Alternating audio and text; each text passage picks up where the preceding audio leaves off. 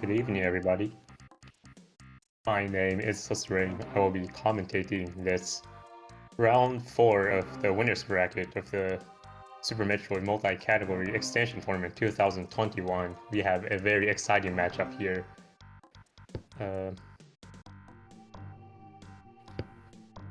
We have MrGuyAverage and ProfessorSchool, two of the only 3 runners who are still undefeated in this tournament, and they will be racing Max Person GT Code, a very, very volatile and lengthy and technical run.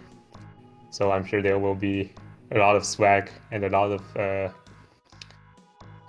of phenomenal tricks on display for the next hour and a half or so.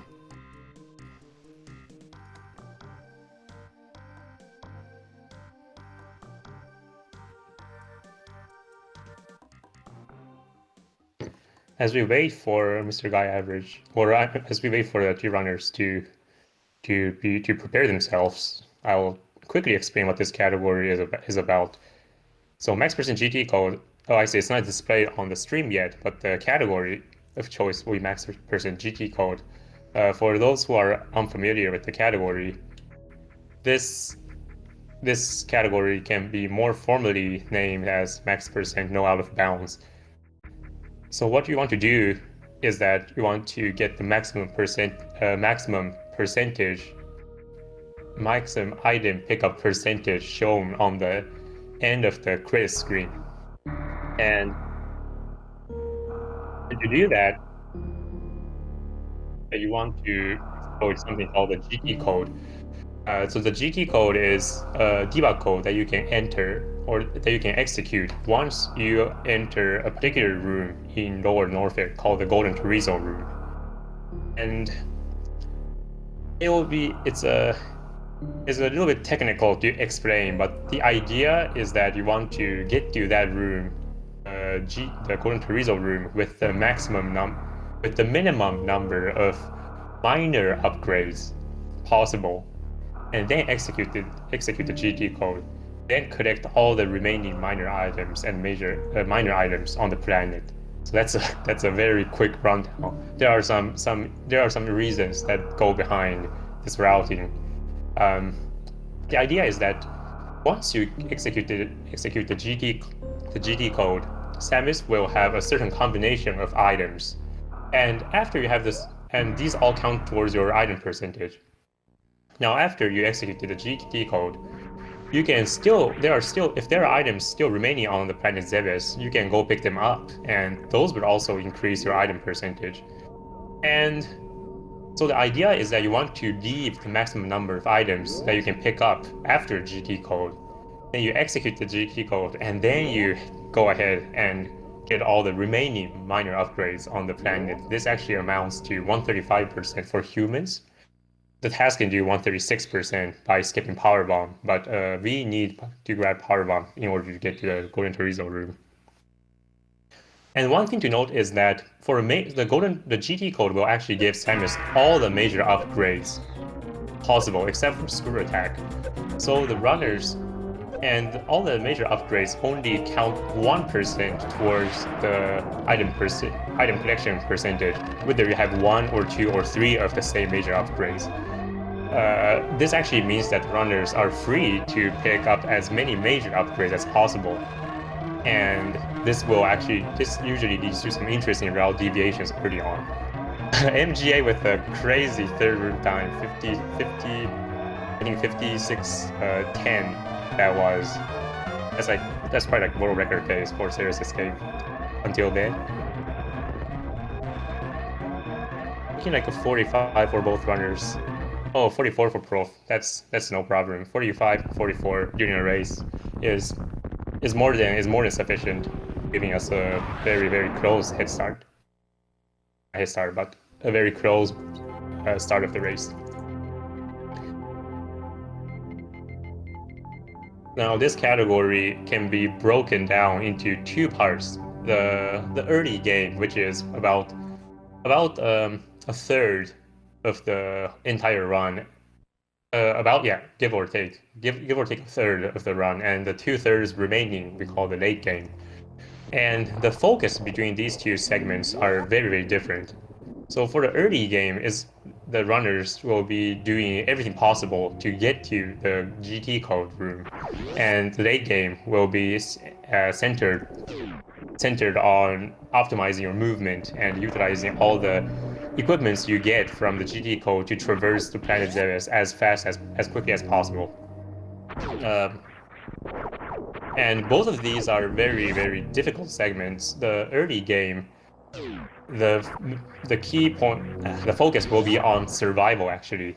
The runners presumably will both be heading up to wrecked ship early on and to grab the gravity suit. And by using the gravity suit, they can enter the GT code room in Norfair with the minimum number of minor upgrades. But heading to wreck ship early on is very, very dangerous, as which you would know if you watched any percent run of Super Metroid. So this early game is very volatile. The late game is much more difficult to execute cleanly, but once the runners get to the late game, it will be very, very hard to die. And there have been races that are lost pre-GT code as well as post-GT code, so you never know what's going to happen. The GT code, to answer your question in the chat, the GT code is a debug code that you can execute only in a certain room in lower Norfair. And by executing the code, Samus will get 100 missiles, 20 super missiles, 20 power bombs, all the major upgrades except for screw attack, 7 energy tanks, and 4 reserve tanks. That's what the GT code does. It sets Samus' item collection state to be in this particular combination, regardless of how many items you have. So if you have 100% of the items already and you enter the GT code room and the GT room and execute the GT code, you will still only get this specific combination of items.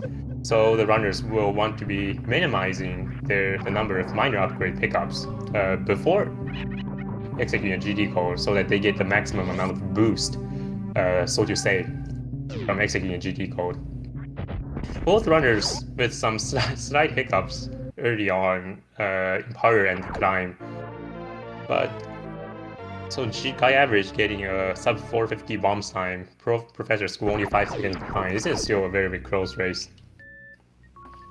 And one of the first difficult tricks, or I think one of the first difficult tricks coming up, is this bomb Chorizo fight. Let's see if the runners can pull off a 1-round fight, 1 cycle. Oh my god, MrGuyAverage blowing up all of the particles from bomb Chorizo, only getting rewarded with one missile drop. That is some crazy bad luck. And on the other hand, meanwhile, ProfessorSchool executing the 1 round very, very cleanly, allowing him to actually regain the lead. Both runners coming up to the outclass escape, very nice. It's a pretty tricky maneuver to do, but considering how good these two runners are, I mean, this is round 5 of. Oh, but before that, I should explain that this is the first. Okay, that was a little sketchy for MrGuyAverage. Not firing or not killing the 2 waivers, but still dodging the energy tank no problem. So as I said, the runners want to minimize the number of minor item pickups possible as much as possible before getting the GT code, and that energy tank is definitely a minor item, minor upgrade. It's not a weapon. It's not something you can equip on the pulse screen. So the runners definitely have to skip it. If you grab that energy tank, it's a reset. Just right there, you lose 4 minutes. Both runners conserving some health. So the early game is very, very deadly, not only because of the Phantom fight, there's also, since you're not picking up that 1 energy tank in Terminator, Samus will be on very, very low health cap. In fact, you have less than 100. You have at maximum less than 100 health for the first half an hour of the game. So any of these rooms can be pretty pretty deadly if you mess them up in some incorrect ways.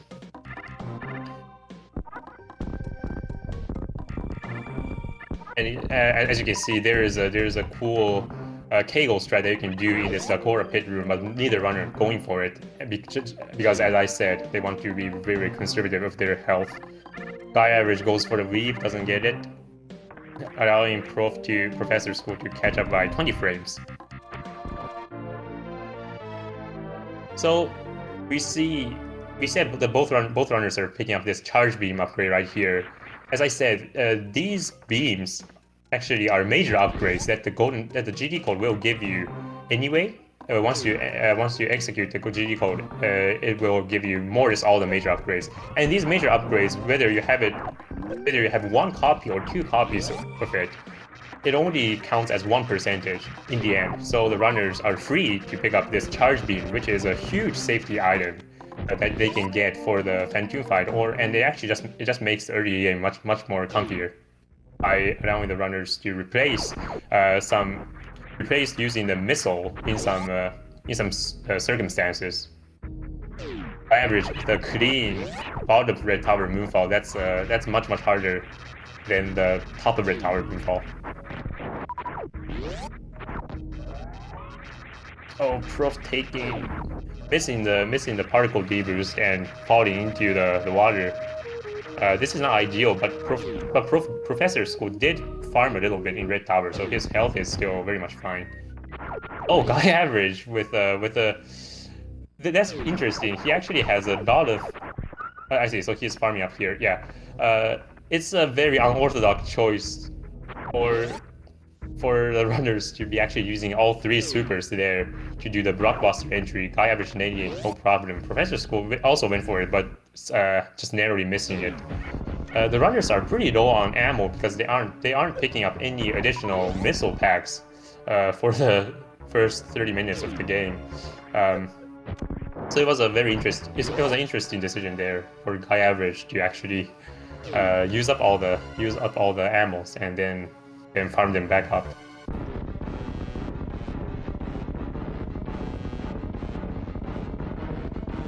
And this is another important trick. Great quick kill. GuyAverage goes for the data reduction strat. Goes for the setup that I think was originally found by Ruby and then got popularized by other top runners. Very well executed. ProfessorSchool also gets a great kill, the quick kill, no problem. Had either runner missed up the quick kill, it would be a huge time loss, given the opponents they're racing. These two runners are the two of the only three runners in the tournament to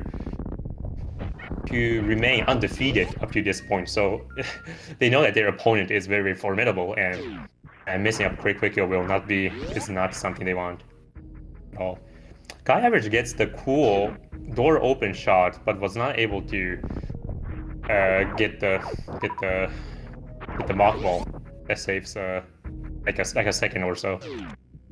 Oh, but this looks good for ProfessorSchool. Let's see.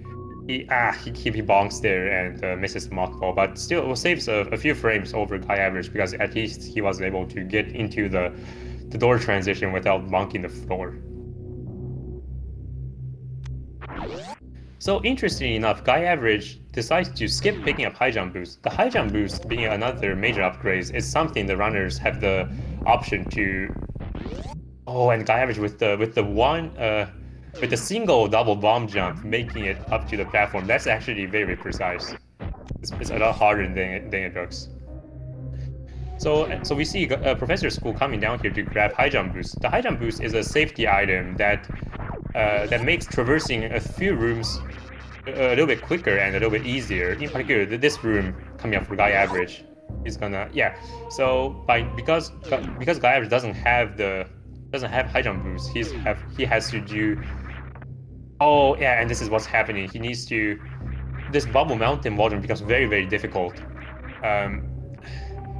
Went into the safe station to. Okay, Jay nailing it. But that was a huge time loss there. I would gauge he lost at least 15 to 20 seconds there going for the difficult wall jump, which ProfessorSchool will have no trouble doing because he has the high jump boost in his advantage. Picking up high jump boots will cost roughly 40 seconds, but MrGuyAverage already lost a good chunk of that time save, and he will be losing more in the after they exit Norfair to head to wreck ship. So you might be wondering, why are they heading to, if their focus is to get to wreck ship, why are they coming down here to grab speed booster? Well, there is one room before wreck ship called the moat that's very that has a missile pack lying on the central island in that room. That's extremely difficult to avoid avoid picking up if you don't have either space jump or speed boost or grapple beam. And the fastest of these three major upgrades to get is speed booster. So the runners are coming down to Norfair to pick up speed boosters only so that they can skip that missile expansion in mode.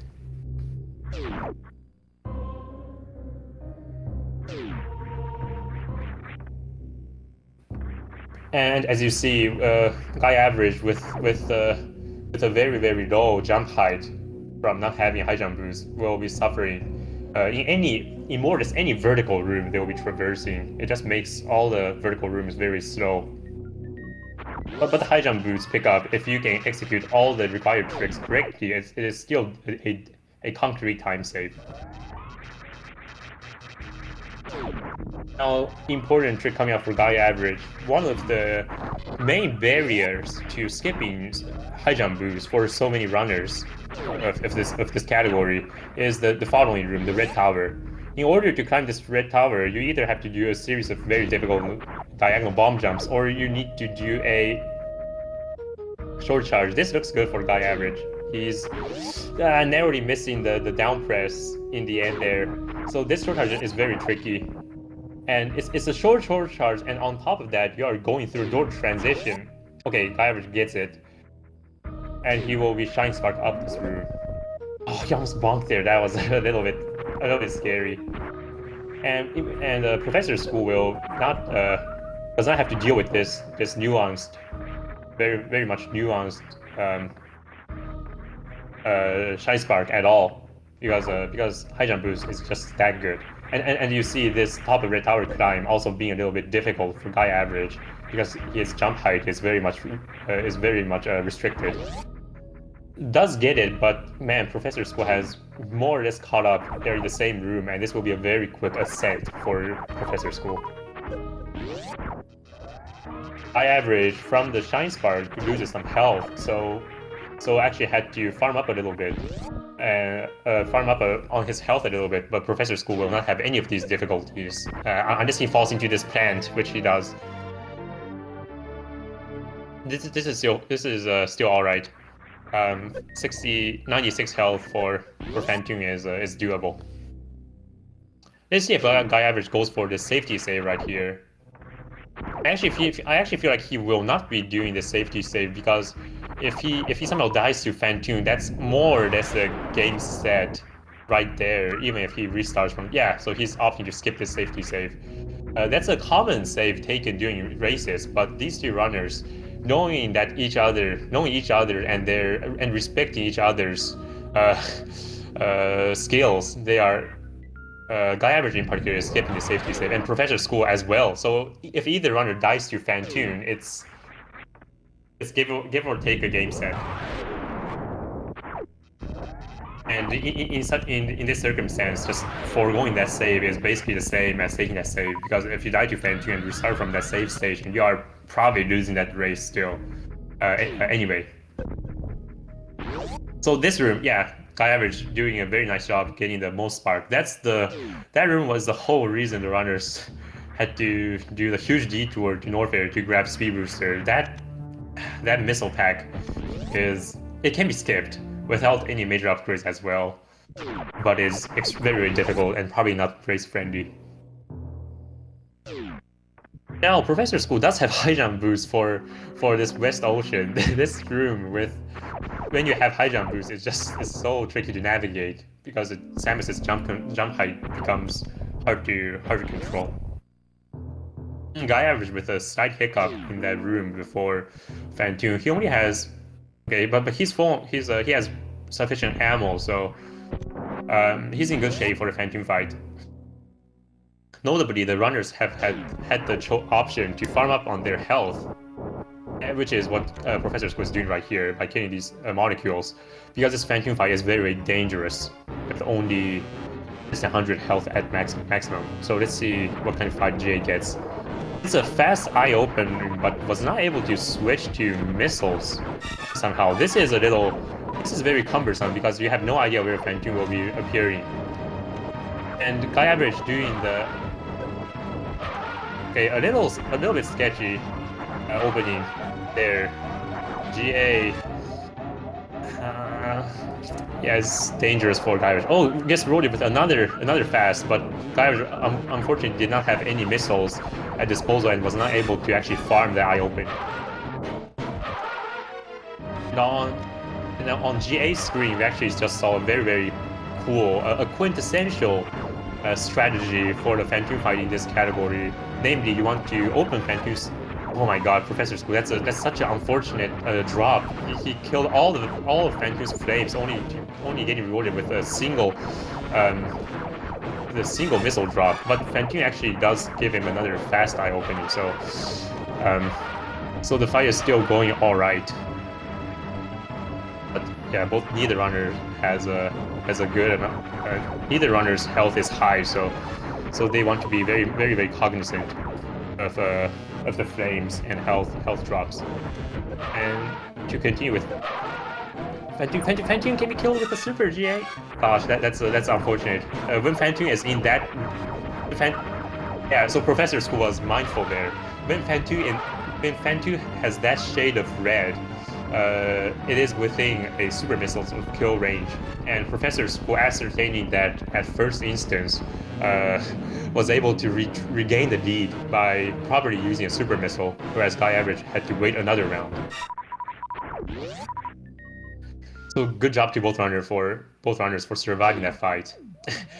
I'm a bit late here, but GuyAverage was actually using a very quintessential strategy of dealing with the Phantom fight, where you shoot out Phantom's flames, but you leave some missile drops loading on screen by staying at less than maximum missile counts, so that you can get more missile shots on Phantom. It was very well done. The attic is another difficult room here. Let's see, ProfessorSchool. Oh, missing the mock ball. This is unfortunate. GuyAverage goes for the left side, but oh my God. Okay, this is the worst kind of miss up for GuyAverage than for ProfessorSchool. He lost. So what GA went for was a very difficult strategy. Oh my dude, the Kai Hunter actually moving from all the way to the right from the leftmost sector of the room. I've never seen that before. This is unfortunate for GA. GuyAverage did go for a faster and more difficult strategy that does not use a power bomb and hence avoiding the power bomb lag. But it really backfired there. ProfessorSchool is being careful here. The runners want to have, oh my gosh, the pancake dealing 60 damage to ProfessorSchool. This will probably help GuyAverage regain the lead. Oh, that's just unfortunate. ProfessorSchool used the power bomb there to survive the pancake. That's actually a recommended strategy. I recommend doing that strategy when you first enter the room, because these pancakes hit like a truck, and it's really hard to kill them with only P shots. Okay, whether ProfessorSchool likes it, 93 is sufficient. Since the runners only have so much health, they really need to get through bowling and by just tanking it. And okay, close one there for ProfessorSchool. Both runners getting through bowling, taking only 2 hits. This is ideal. But man, that pre-bowling room actually giving GuyAverage If you have made these are the unpredictable nature of Super Metroid speedruns. These seemingly harmless rooms can really troll the runners hard when they don't have that much resource. But ProfessorSchool is not behind by as much because GuyAverage does not have has only 0 super missiles, and this is and he will be farming up on his super missiles somewhere in the run, whereas ProfessorSchool can more or less just wing it. He has 4. Okay, this crab here is very deadly, has killed many runs. Okay, GuyAverage probably, with his muscle memory, probably went for the pseudo screw strategy on that crab, but realizing this is a race, he opted out of he baited out of it, which is he bailed out of it, which is smart. There has been a race where one runner actually died to that crab and had to restart from the beginning. Oh god, ProfessorSchool is ballsy there, going for the pseudo screw strategy and gets rewarded with health drops. I think he was actually looking for powerbomb drops, but that was a little bit unfortunate. The runners do have a chance to farm up on their power bombs in the frog speedway. Also, GuyAverage nailing that bottom red tower moveout once again. That's very tricky.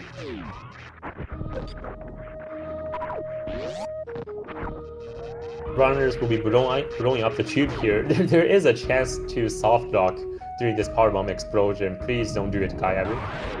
Okay, he was able to fire the shot. That should be a precaution. That yeah, that makes sure that the runners will not be soft locking. However, so GA just entered Norfair at 50. Let's see. He will need to farm up on supers, while ProfessorSchools will need to farm up on power bombs. So it's a difficult call here. But the powerbomb farm is a lot faster than farming super missiles. Yeah, ProfessorSchool is about 26 seconds behind, and he was not able to open the tube up, so he's probably a little more behind than it seems, probably by another 3 seconds or so. See GuyAverage farming up to full supers there. The runners really want to be full on supers heading into Norfair, because there's actually a trick called the GGG. That's okay. ProfessorSchool actually not farming power bombs at all. I see. It is possible to farm up on power bombs in the room GuyAverage is in right now as well. So it makes sense to skip the frog speedway farm. Oh, GuyAverage goes for chronic boost, but the powerbomb explosion's radius just barely caught the last of these poor Violas. He was not able to get the damage boost. Okay, so important trick coming up on GuyAverage's screen. Yeah, this is the whole reason. So what he just did there is called the gravity jump. That's the whole reason the runners went so far out of their way to grab a gravity suit in wreck ship, so that they can perform this gravity jump right here. Let's see how it goes for ProfessorSchool. He should have no problem. Yeah, gets the wall jump as well. Let's see if he goes for the save, and he skips the save. I was wondering that. So the GGG coming up.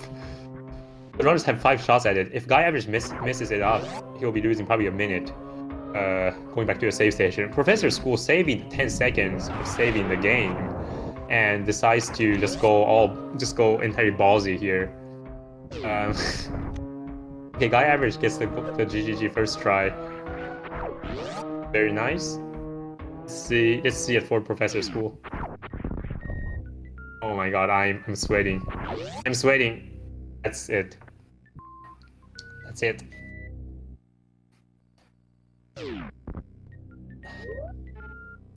Meanwhile, GuyAverage does execute the GT code successfully, so he is. ProfessorSchool, don't die to that Golden Pirates. Please he should have a re-equipped gravity suit there. Not like this. This is so unfortunate.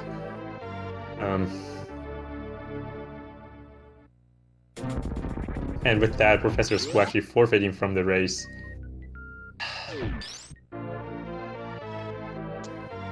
And right, so MrGuyAverage just entered the second half of the game, where it's pretty unlikely to die from there on. So ProfessorSchool was just that close. He the GGG which stands for the Green Gate glitch, which involves Samus.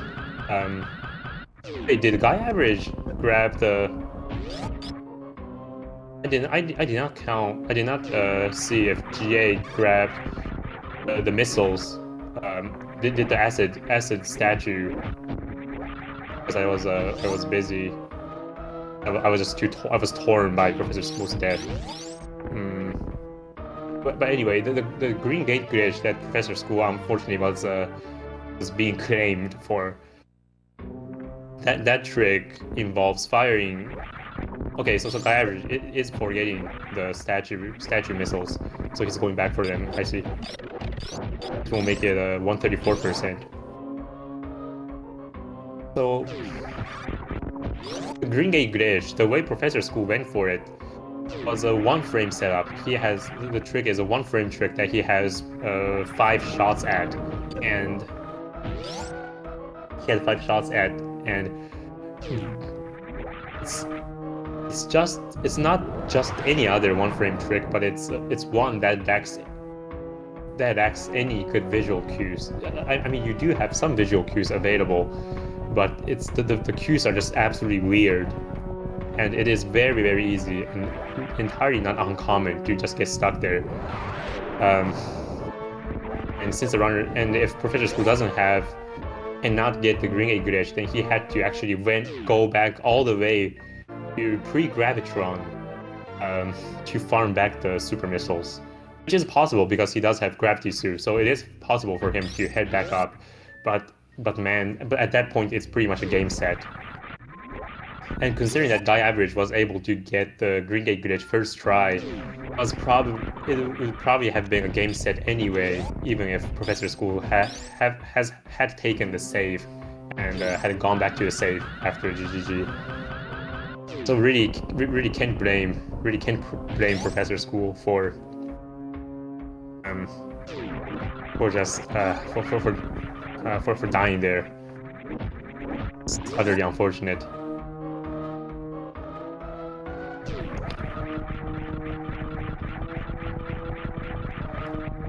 And really, that was the last difficult room Professors had to get to before he enters the second phase, which basically means the runners will be completing the run.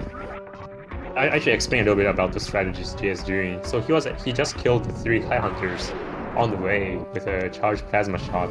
That actually, since the runners are using 2 power bumps in this room, that actually reduces the power bump lag significantly, and actually saves about 3 seconds in that room compared to no lag reduction. Even though ProfessorSchool lost the race and has already forfeited, I'm wondering if he's willing to maybe do like an 80% run on the side just to entertain us. GuyAverage goes for double K goal. Very nice. It's a difficult trick. ProfessorSchool, if you're listening to me, I hope you do like something interesting. So I have more things to commentate. GuyAverage goes for the standard powerhouse strategy.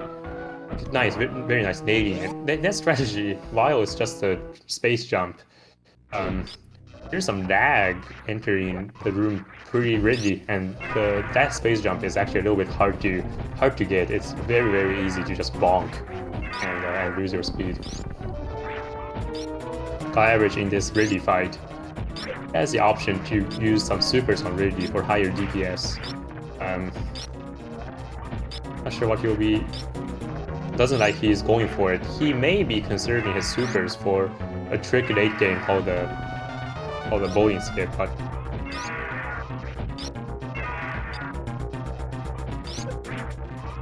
Yeah, it seems like MrGuyAverage isn't using any super missiles. That was still a decent fight for using only charge beams.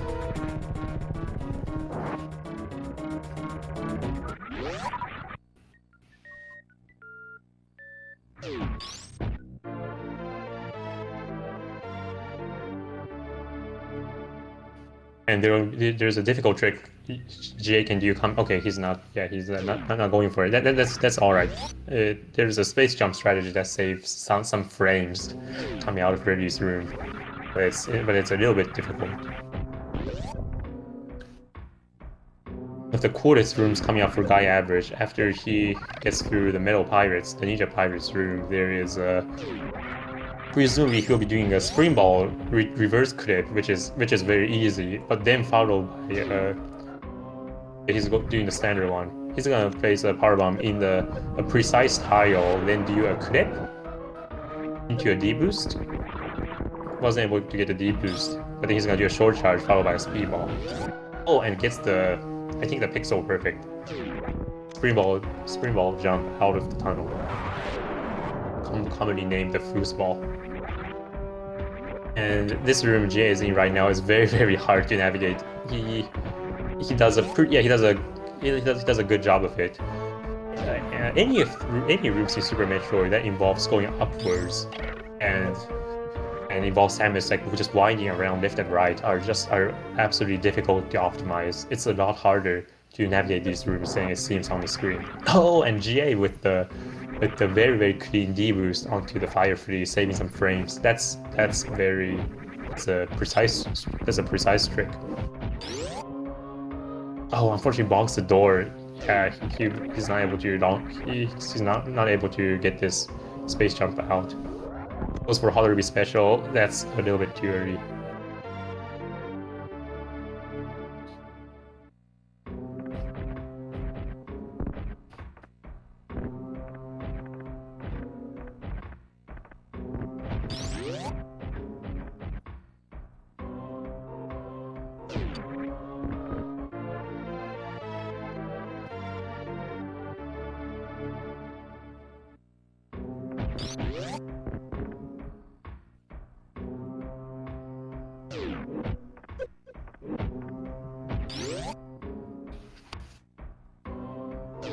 Okay, so J not bonking, right? So when you don't bonk the door, you can do a very smooth space jump like what Jay just did.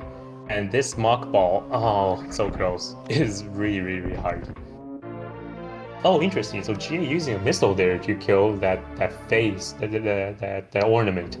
That actually is a lag reduction. Well, it's not a lag reduction strategy, just a strategy to not generate lag. But in that room, if you fire plasma shots, because there are 3 enemies moving off screen, namely the 3 high hunters, creates a ton of lag, and it's not fun. But using a missile actually avoids that.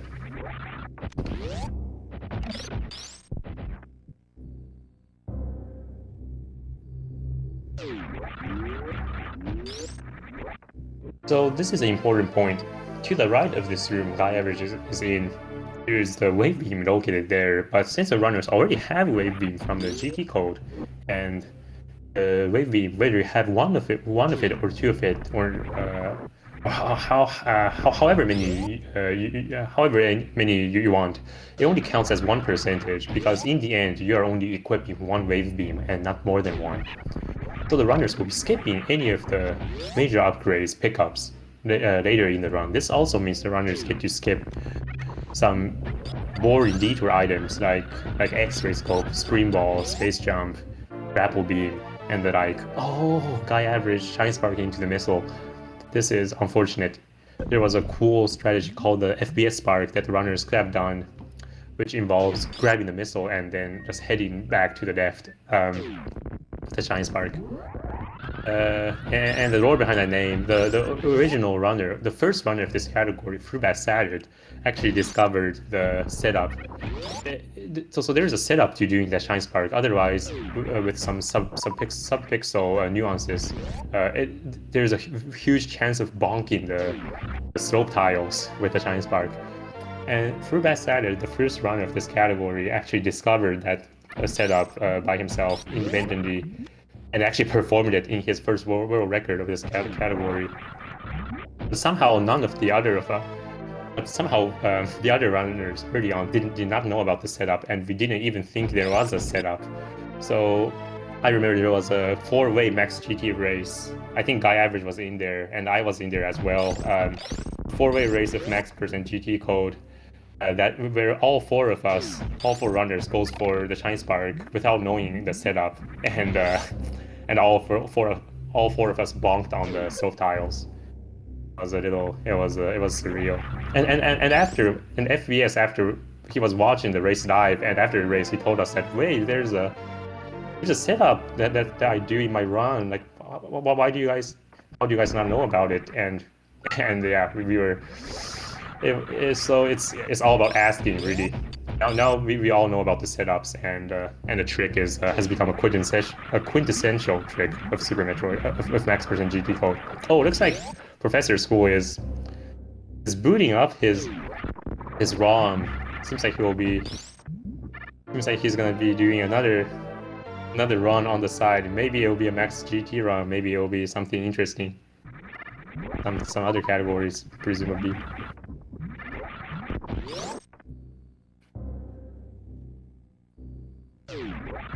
But I mean, ProfessorSchool shouldn't give up just yet though. I remember there was a GT Classic race way back when, doing, I think, French Lightning John and Cross Product.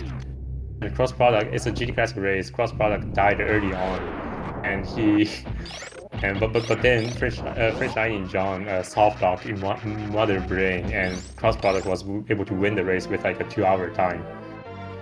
So never give up.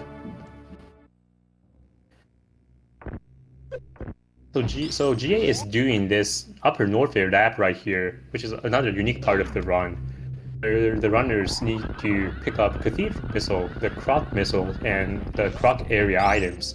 And the most efficient route there. Oh, and ProfessorSchool is starting his run as well. This is exciting. And the most convenient route for grabbing these items is to follow what GA just did.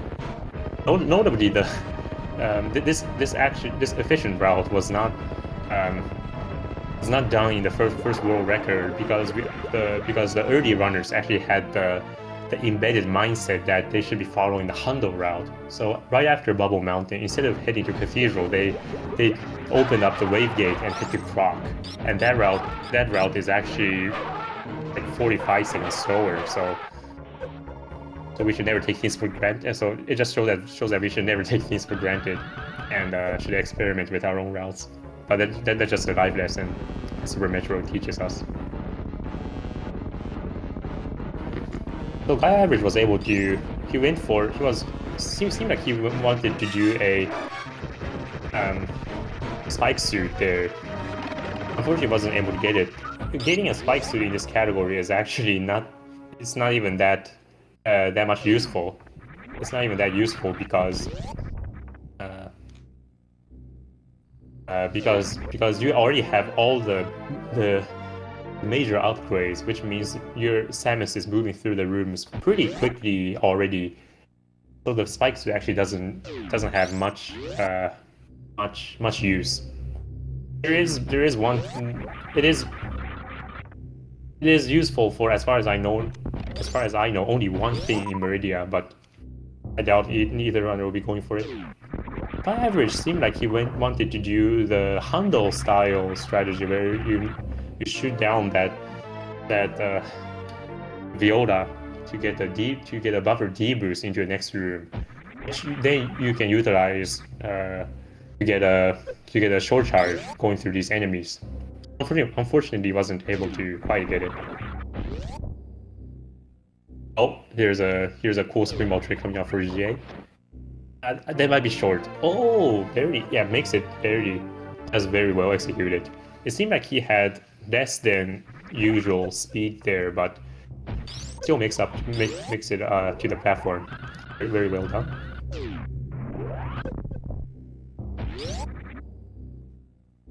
ProfessorSchool is entering his Bomb Chorizo fight.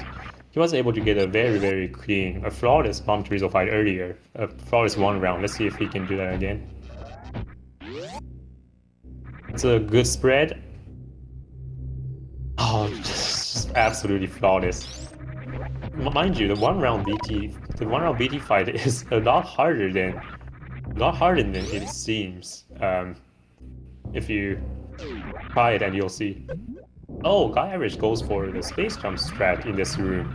He goes for, in my opinion, the harder version where you actually fix the door by doing a high space jump entry. Unfortunately, he wasn't able to get it. It's a tricky strategy. Oh, and interesting. So we see ProfessorSchool picking up this energy tank. So he's not doing a max GT run at this point, and I see here he has reset his timer. So maybe we will be seeing perhaps like a GT Classic, maybe a GT Classic run here, maybe a GT Space Time, maybe 80%. So we are watching one race and actually enjoying two different categories. What better can you ask for? Anyway, thank you so much, ProfessorSchool.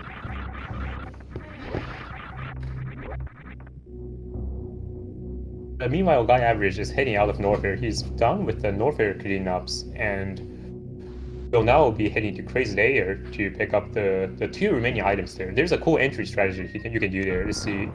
Okay, GuyAverage goes for the mothball. That's a good strategy in its own right. Pretty tricky as well.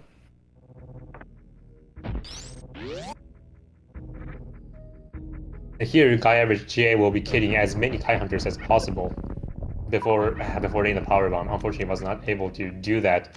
That's to reduce the lag from the power bomb explosion.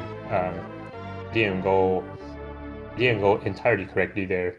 I don't think GuyAverage was able to open that door there. So this short charge, yeah, even if he gets it, I mean that seemed like too much speed anyway. But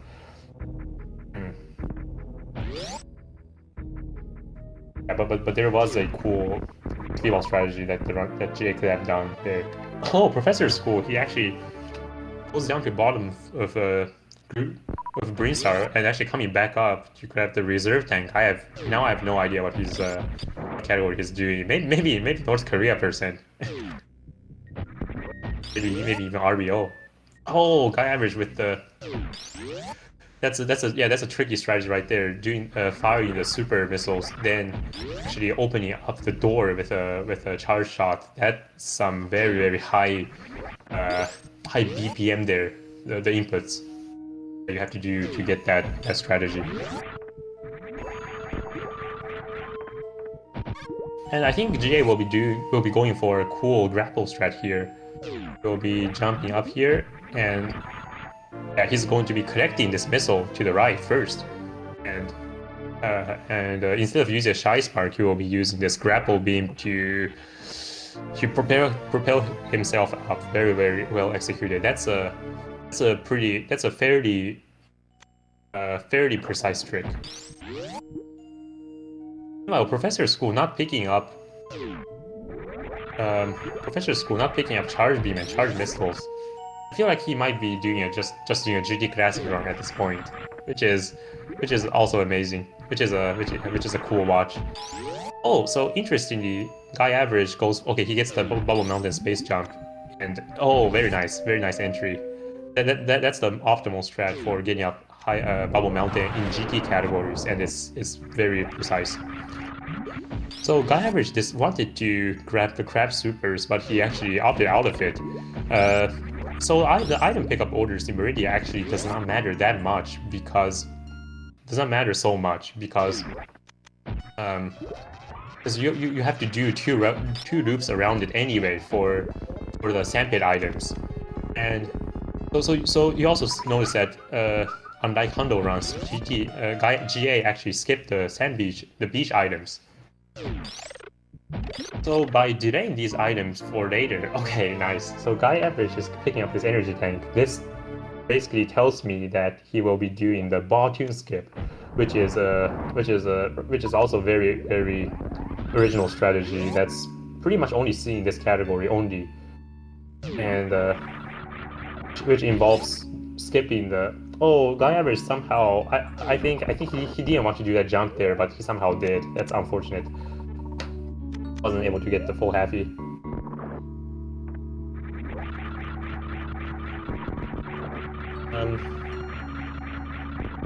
Let's see, I'm thinking, and right, and you also see GuyAverage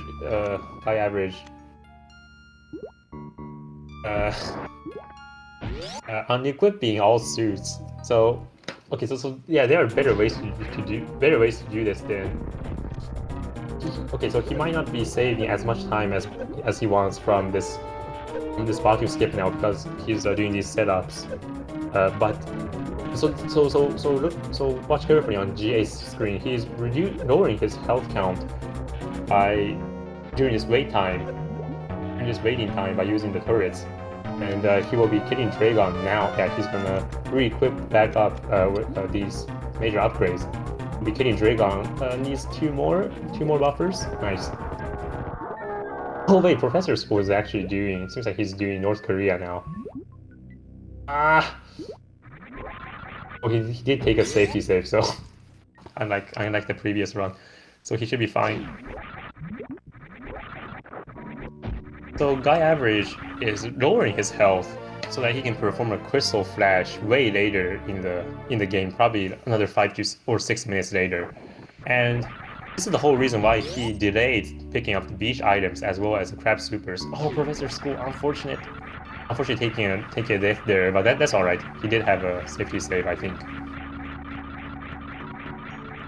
So the beach area has two enemies that can deal damage to Samus at 0 cost. There is a blue fish that you can do a deboost off of, and there is a chute in the water hole where you can do a KO from. And these combine to give, I think, 40 to 45 damage for free. As well, and there's a crab in the crab sweeper's tunnel, which you're hitting no matter you're getting hit by no matter what. And that crab also deals 30 damage for free.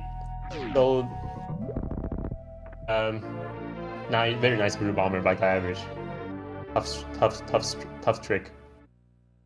So by delaying these two areas, after picking up the bottom energy tank, GuyAverage is able to get these 60 to 70 or so health reduction at no cost.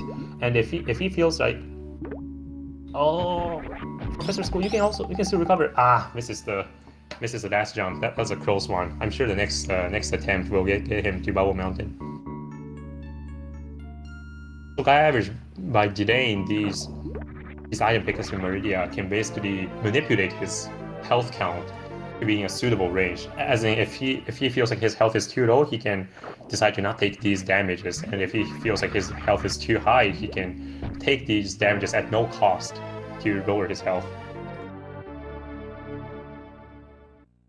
So that's the reasoning behind his Meridia routing. So important deviation here. There are two routes the runners can choose to do in this route, either by, and GA is doing that. This is a little bit ballsy. Oh, ProfessorSchool taking another reset. That's all right though. He does have the safety save. So this is a ballsy choice for GuyAverage. He's going for this GGG route, which if he gets first try will save him about. Nice, he does get it. Will save him roughly 7 to 10 seconds compared to the Plasma Detour. But that was a risky move because had he gotten stuck in that GGG for long, then he would not have enough. He would not have enough ammo. Okay, actually, excuse me. He will be picking up 10 more supers, so he's has a ton of ammo to spare.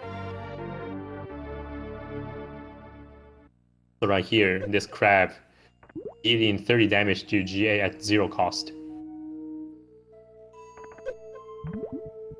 ProfessorSchool going for the Morph Ball strategy. If he gets his jump, he should be alright. Oh, okay, he was careful and saw that he was not exactly within the range. Oh my god, that waiver could have killed him. So 40 health is not enough well, it's enough, but it's too dangerous for ProfessorSchool to be heading to the refill with this amount of health. GA did not go for the springboard strategy here in this beach room. That's a little bit unfortunate. Well, there is still a cool, very cool springboard strategy on the way back, so hopefully he goes for that and gets it.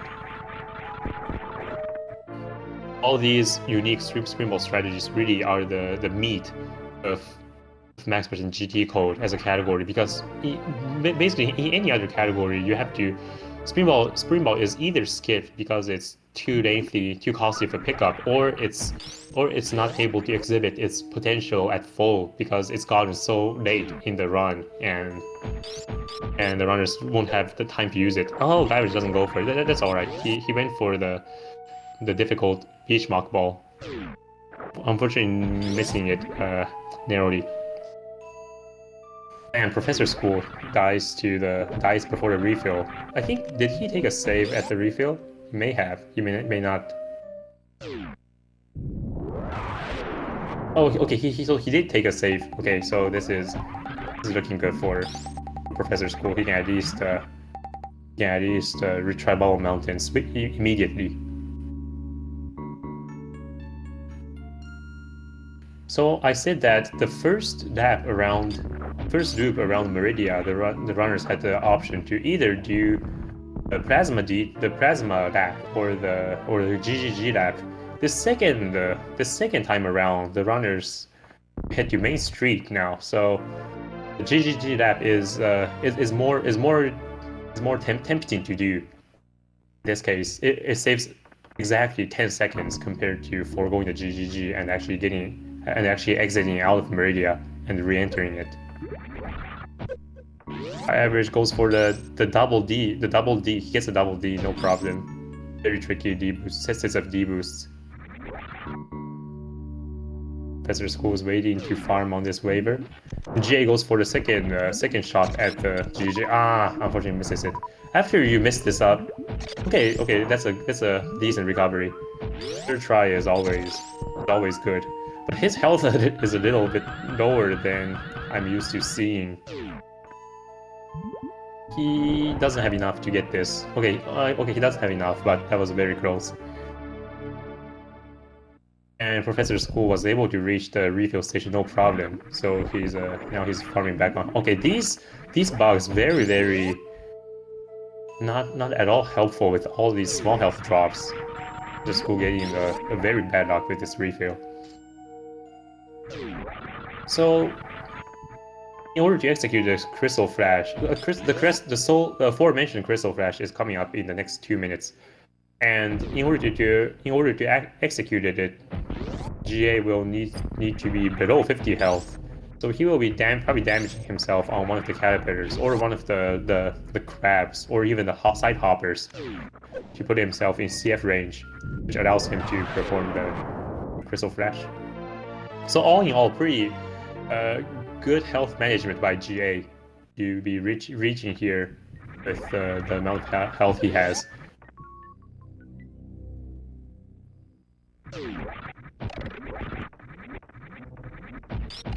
Tower room is very difficult. It's a very difficult movement-based room.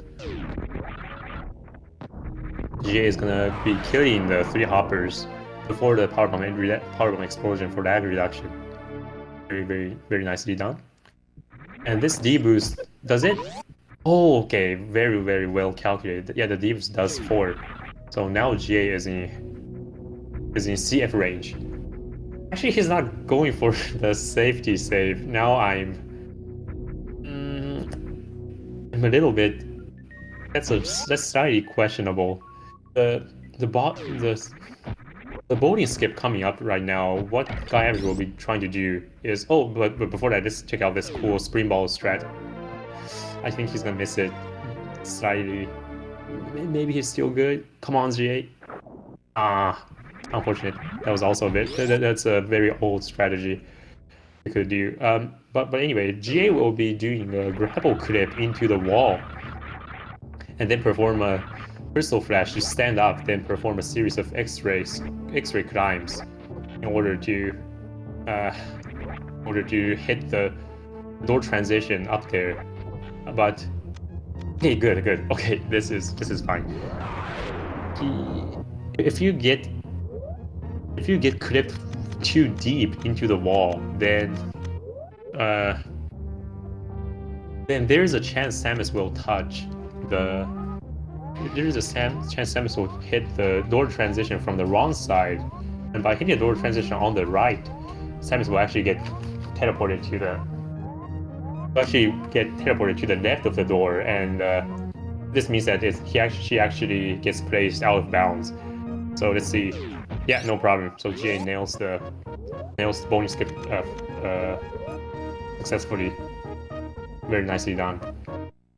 The time save of this strategy is still, the exact time save is still unknown to this date, but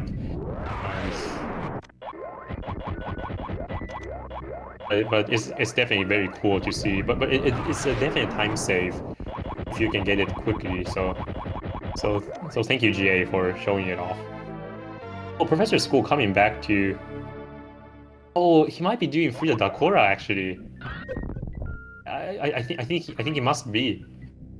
Grab Speed Booster and now Wave Beam, and he's coming back to Big Pink. This is Frida Dakora, I bet. One of the newer, I think the newest RTAs to get entered on our extension leaderboard actually. So this is very cool that he's showing this off. Yeah, so check out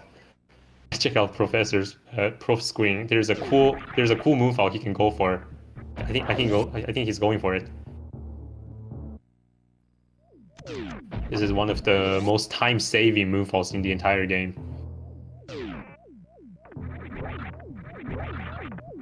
Please get it, Prof. Please get it, Prof. It's really cool to see. Only seeing True Completion and Maple.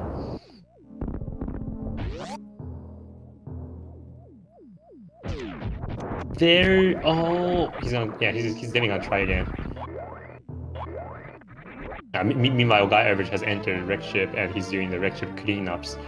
And since and with screw attack and all the upgrades, this is a Wreck Ship cleanup is very brief. It's only about 2 to 3 minutes from where GA is at to just fully exiting Wreck Ship. Okay, ProfessorSchool. Okay. Prof needs to be a little bit conscious about his health situation, because these metal falling dudes, I think they're called Zetas. Actually, no, Zetas are the crabs. But these metal screes. Oh, there we go. He gets it. That's so cool. That has to be the hardest move out in the entire game. And okay, on GA side, we are seeing the.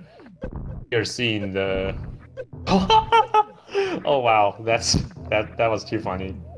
I think that was intended by ProfessorSchool. I think he knew he didn't have enough health, just wanted to make us laugh there. It's too funny. But to the left earlier, Jay was doing the spooky missiles, even though the wreck ship was all fully awakened. So when the ship is all fully awakened, there are spiky platforms falling down, which makes it difficult. Which actually makes it a difficult route to navigate. Okay, ProfessorSchool, let's see it. GG's. That's Frida Dakora. The Dakora RTA. That's so funny. Yeah, and the poor Dakora just gets stuck here. Oh, I didn't know about that door. Maybe it's possible to make the Dakora fall back down here. I actually didn't know about that.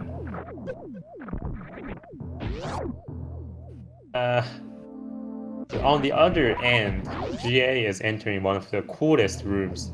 Oh, ProfessorSchool, he got it.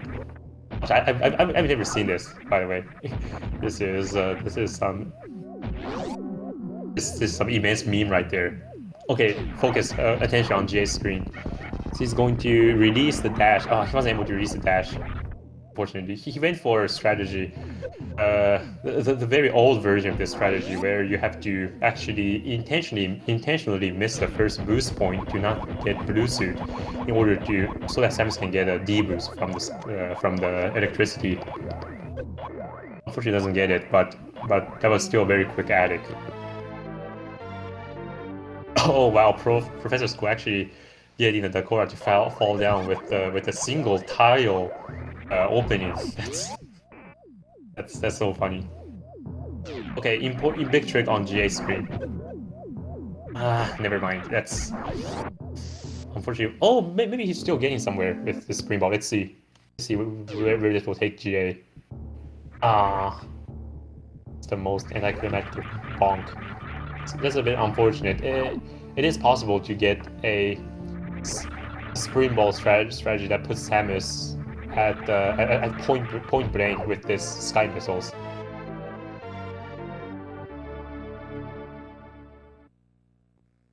GA doesn't get it. And misses, yeah, and there's a super shot that Jay went for there is also another very a lot harder than it looks kind of super shots. And ProfessorSchool is just now he's having a peaceful time here in the Korra pit room, playing with the animal, and with the animals while Jay has all the tough tricks to execute, all the stressful tricks to execute.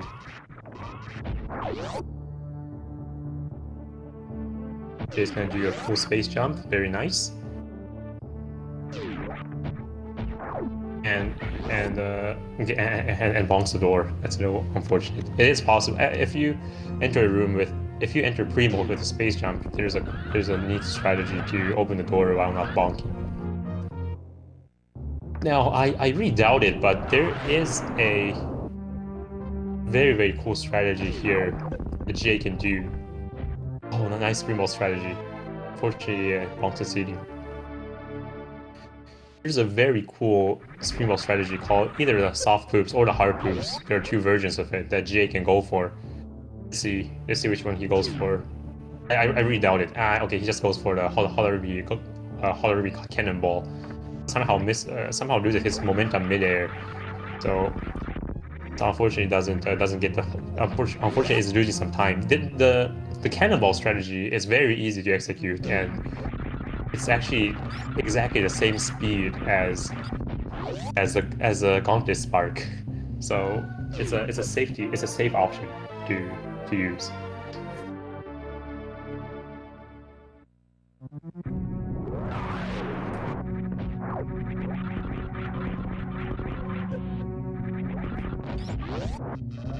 Like another important moment for GuyAverage.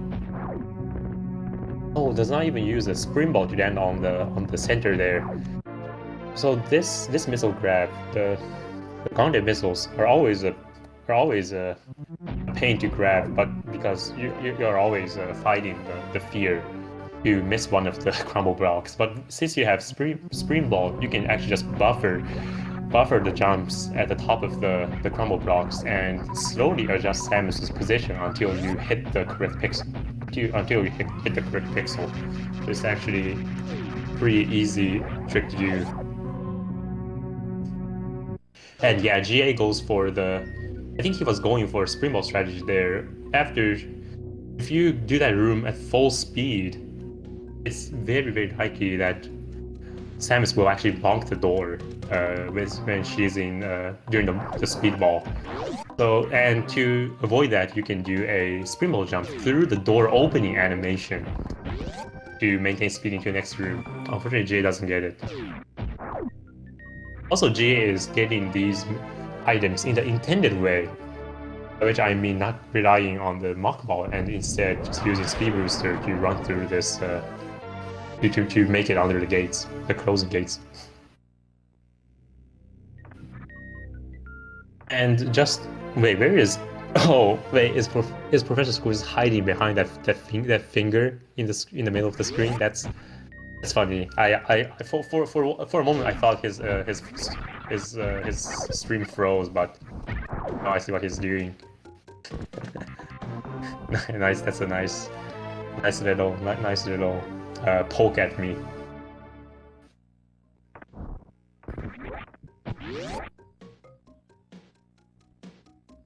So this Green Star cleanup is actually very. It is easy to do the Green Star cleanup fast. or reasonably fast, because you have a plasma beam, you have plasma beam for all the enemies, you have space jump for getting through the spiky room that Jay is in right now. You have screw attack to kill the hoppers in the wavegate room, and yeah, and so it's actually. So if you want to do this Prince of cleaning up reasonably fast, it is actually a very easy segment to perform. But if you want to go for the absolute fastest strategies that save like a second or even just frames, then Brinstar is probably the hardest section in the entire game. Of course, also counting the retro Brinstars, which are of course difficult, as we all know from Hundo runs. In particular, I'm not sure if GA will go for it, but in the same room that ProfessorSchool is in right now, the Dakora Pit room, we saw from ProfessorSchool that there is a speed block pit in the middle of the room. You can space jump over it and maintain your speed into the next room, but it's extremely difficult. Let's see if GA goes for it. He's gonna jump over this, and he does not. That was an opportunity for another very cool screenball strategy, but I don't blame GA for not going for it. You know, it literally saves like a fraction of a second for much more difficulty. And coming up is Mission Impossible. The setup is identical, but since you have screw attack and space jump, you don't have to do some tricky ammo uses on these hoppers. Jay gets the Mission Impossible no problem. Very well executed. Here, normally you have a difficult blue suit strategy for killing these hoppers, but since you have screw attack, yeah, just entirely trivializes the room. Unless you want to push it a little bit further and go for a screen wrap strategy, which saves about 0.7 seconds in that room, then it's a whole different story. That trick is actually very precise. Go for this D-boost. That's a difficult D-boost. Very nice job to GA for getting it. I frequently see even the top runners messing it up. So it's a D-boost that you have to that you're mostly blind of until the very last moment when the hoppers come up onto your screen. So it's hard to time it. Also, GA just opening up that super missile door. Okay, I know GA is good at this strategy called the 4S. Let's see if he gets it. Please get it, GA. I haven't seen 4S in so long. That might be too low. That was a little bit too low, I felt. Yeah, the super missile was not... Samus wasn't high enough so the super missile would hit the super block. But you can actually... As you can see, what Jay was going for, you could clear the super missile block and follow up with the speedball that breaks the two bomb blocks. I named it 4S for Spore Spawn Super Missile Speedball, and it's probably the hardest trick in the entire run. And GA, as far as I know, is the best one at it.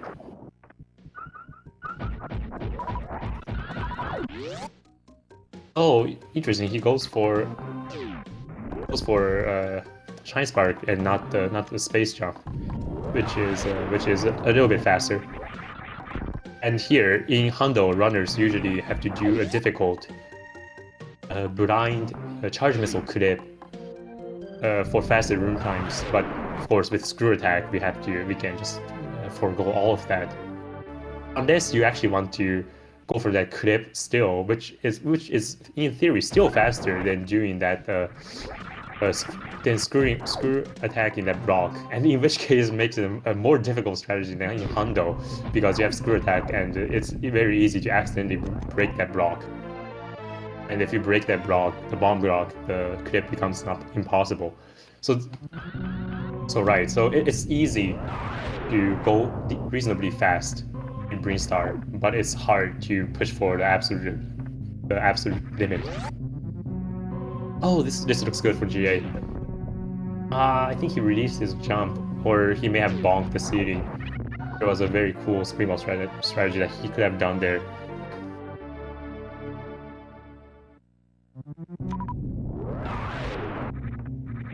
Does get the correct placement of power bomb so that it only blows up the necessary power bomb and leaves a wall so that Jay can do the buffer jump into that one tile gap. Jumping into one tile gaps are no joke in Super Metroid. It's so much hard. It's so hard. The space jump narrowly missing that missile grab. That's a little bit unsettling. Going to super this boulder as a part of the kill all boulders RTA. And this move is another tricky one because you have to navigate. You have to put Samus into a one tile gap. Also, GA landed the ground with a buffer springboard jump, so this will bring him. Yeah, this will be a costly mistake. Maybe half a second was lost there. Let's see if GA decides to. Yeah, he's gonna do a short charge. It's faster and marginally faster. It's a lot more difficult and marginally faster to do this next room, the pit room, with only space jump, but it's so easy to bonk. I think Shiny Zenny was going for it like many months ago, and I think now he doesn't even go for it. So just shows that it's a difficult trick. Oh, MrGuyAverage actually at some point, probably during the bowling skip, he turned off Ice Beam, and this saves him many lag frames as well as and it makes traversing many rooms easier because he can just kill the enemies with no trouble because his beam actually pierces through enemies. So it actually saves time in most rooms, with the exception of this Criteria Super's room because he's not able to use the Oyons for iced floor strategy. Jay coming up to the 230s missile. In this case, I think it's a 315 or 320 missile. And in Hundo, this would be the last item pickup, but in this category, we actually have Terminator E-Tank as the last item to pick up. So interestingly, one of the first items, it is the first item that we skipped, turns out to be the last item we pick up. Average gets that mock ball into a one tile gap, very nicely done. Without a setup, that can be very difficult. And with a setup, that is still difficult. He's gonna fire this shot, and there we go. That's 135% for GA. I'm 135% certain that he hasn't missed any items. But of course, I can be wrong. But even if GA somehow missed the item somewhere, which I don't think is the case, he should still be winning this race just because, according to the tournament rules, he will be only penalized for the item pickups and not get DQ'd.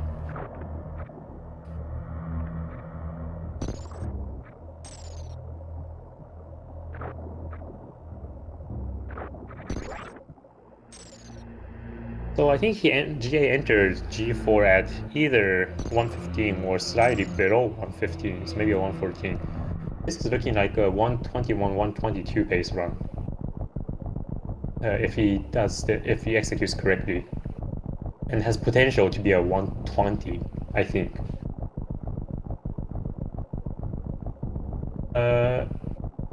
This G4 cutscene is slightly less than a minute, so yeah, so he entered slightly. So he probably entered at like 115.05 or something. So this will be a 120. This will be at minimum a 121, which GA is fully capable of making happen. And 121, I think, will be the best max GT time in this tourney so far. I think the best I've seen is a 120. I think the best I've seen is a 122. I could be incorrect though. First Metroid room does it flawlessly. Very nice. Second room is a little bit tricky. He requires some quick item swappings. The room is very difficult, especially with Spring Ball. Almost gets the full thing. Only loses probably less than a second compared to the absolute fastest time. Oh, and personally the easiest room, which is room 4, actually gives GA some problem. It is not uncommon that since room 4 is just so straightforward, I decide to not practice it as much as the other 3 rooms, and oftentimes during runs I get caught up in room 4 due to my lack of practice.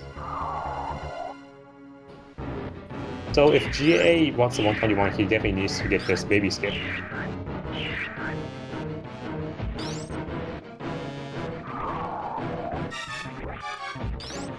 So far so good. Another jump should do it. Very nice.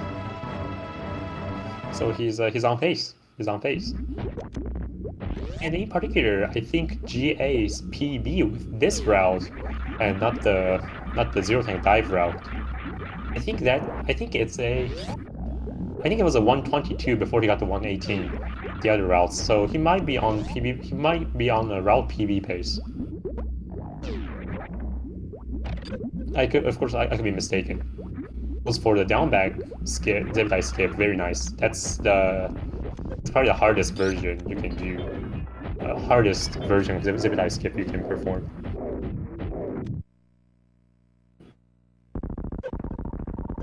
So the slightly unfortunate mistake in Metroid Room 4 probably makes this a 122, and that's still a crazy good time. Let me just quickly check I'll quickly check what kind of times the runners have posted during this tournament.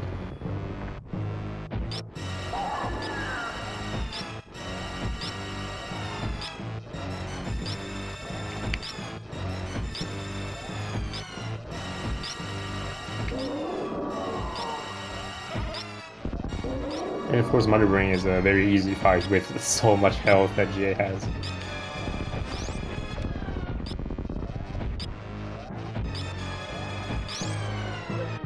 Yeah, I think the best max GT time in the tourney so far is a 122.26 by GA, so he might be on pace to beat it.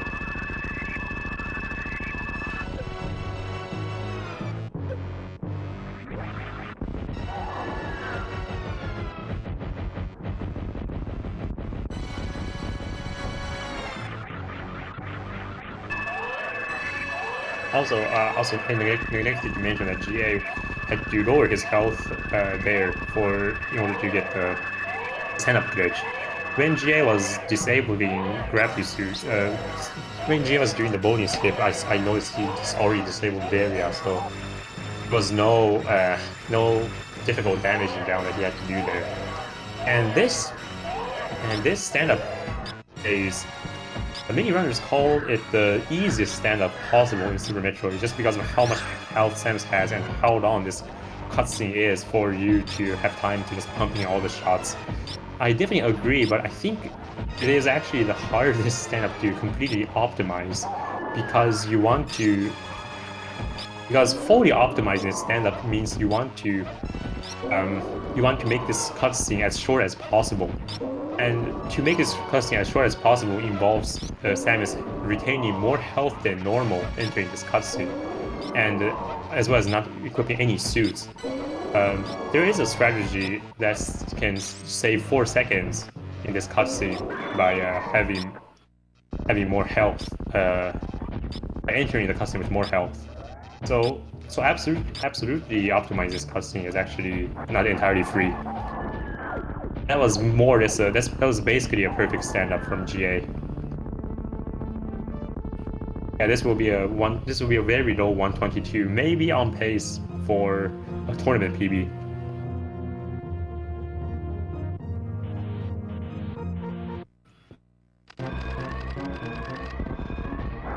Unless GA somehow decides to save the animals, of course. I'm gonna go for this unmorph down back. Very nice. That saves about 0.2 to 0.3 seconds. As well as this. Oh, okay. I think tournament PB is over for GA. Goes for Blue Bomber. Gets the optimal version. Very nice. Alpha mode version saves a little more than a second, but with the way GA did there, he actually lost 3 seconds.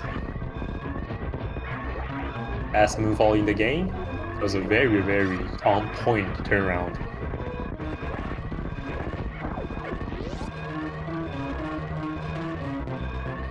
Some clean movement up the shaft. Does the behemoth spark? Yeah, this will be a low one.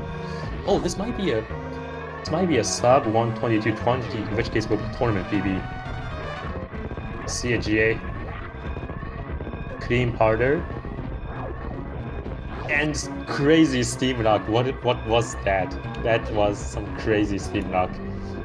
And yeah, tournament PB right there. And MrGuyAverage has finished with an official race time.gg time of 122.19, so that's a tourney PB by about 3 seconds. Huge GGs. Huge GGs to MrGuyAverage. That's a great time. That's a great time.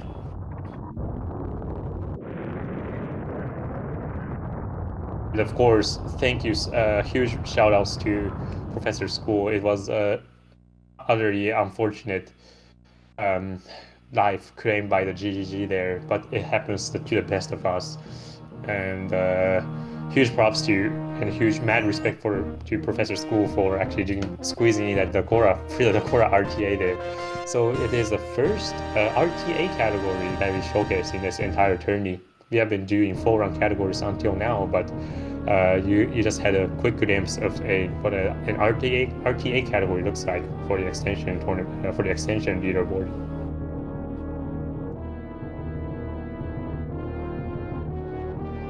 If the runners will be, I hope the runners will be hopping for an interview. But we still do have to check whether this is a 135% run or not for MrGuyAverage. I think it is, but it doesn't hurt to double check. Of course, and to reiterate, this run could have gone in either way. Both run GA had a very, very close moment during the Phantom fight. And since he didn't save the game, he would have been sent back to the beginning of the game at that point. And I really can't blame ProfessorSchool's decision to have skipped the pre-GGG save. Just when you're faced with a strong opponent like MrGuyAverage, who is actually the #1 seed for this entire tournament, you really have to play risky, and I pay huge respect to that ballsy move.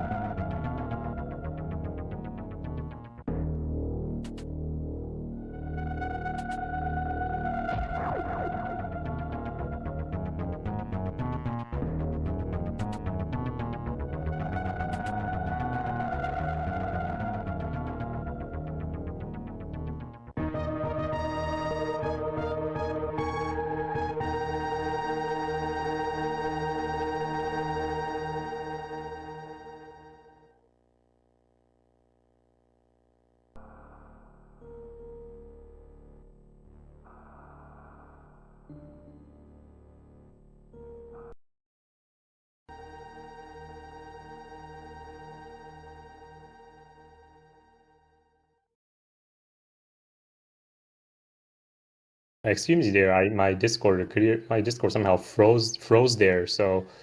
Um, so I was not able to talk for a little bit. But so we do see the 135% on GuyAverage's screen. So huge shout outs to to GA for the win. I think the runners. Oh, are the runners moving on to the second race? Uh, it sure looks like it.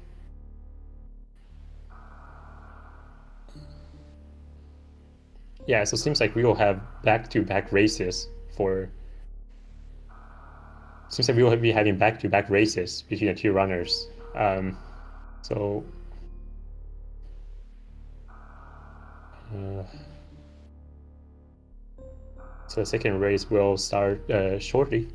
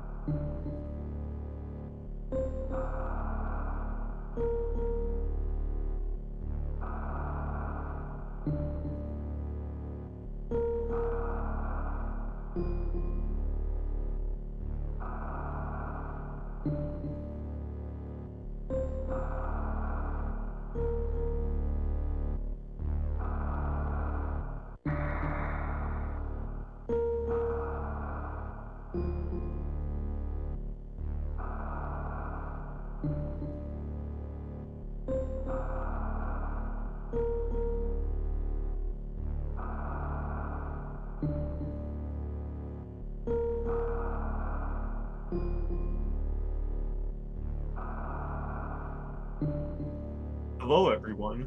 Welcome to another exciting race of the Super Metroid category extension, multi-category extension tournament.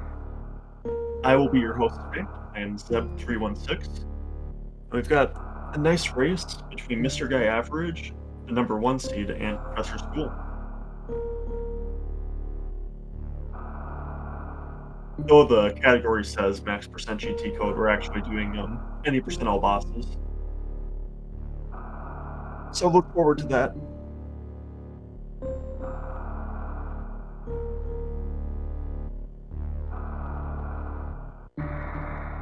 I don't know what times these runners have in any percent all bosses. I know that MrGuyAverage's time is really good. I'm actually just gonna go look it up really quick and see what their times are. They may not have updated it though on the leaderboards. This might end up being wrong, but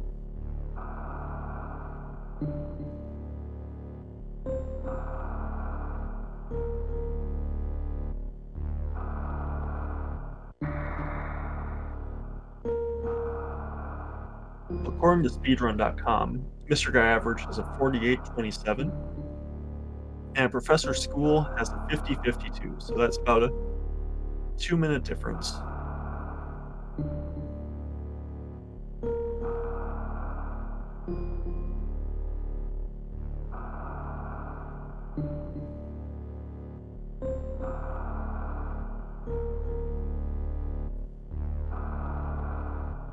Yeah, this should be fun. I think that both of these runners do old route in this category. It's not that big of a deal to do new route because you want the plasma beam anyway before GT and Ridley. So doing new route means that you basically go to Fantoon first, but then you still go into Norfair before you still do Meridia before doing Lower Norfair because you want to get that plasma beam.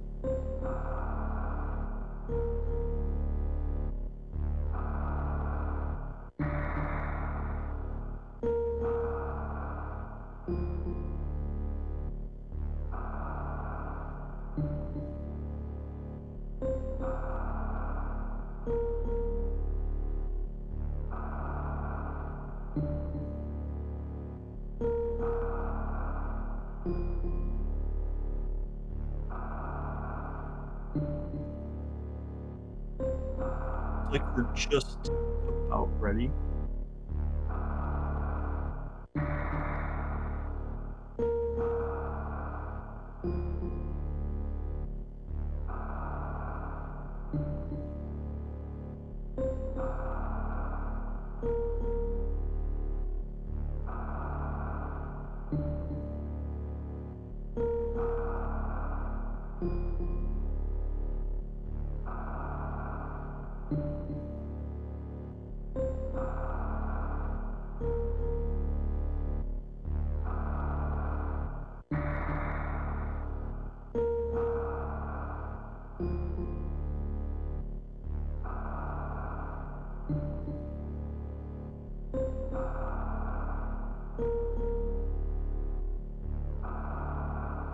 Okay. And the countdown has started. With the stream delay, we should be off in a few seconds.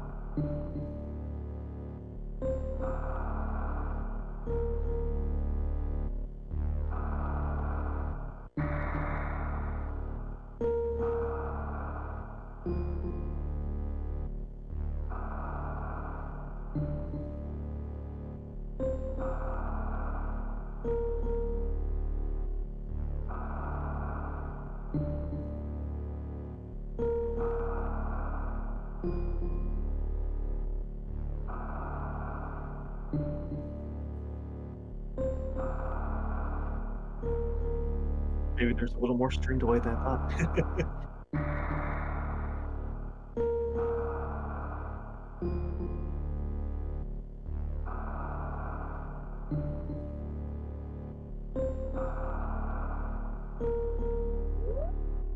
And there we go. Now we're off. So, of course, we start out in Sirius Station, everyone's favorite space station.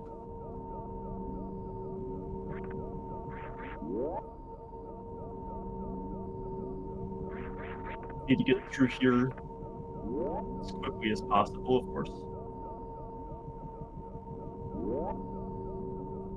Nothing too groundbreaking in this part of the game.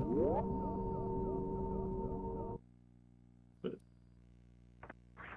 what I like to do in this room is exactly, what ProfessorSchool was doing. I like to see how many wall jumps I can get in before Ridley shows up. Normally get somewhere in the ballpark of between 20 and 25. But why on earth I myself this room? Let's see what kind of time these burners coming out of the series.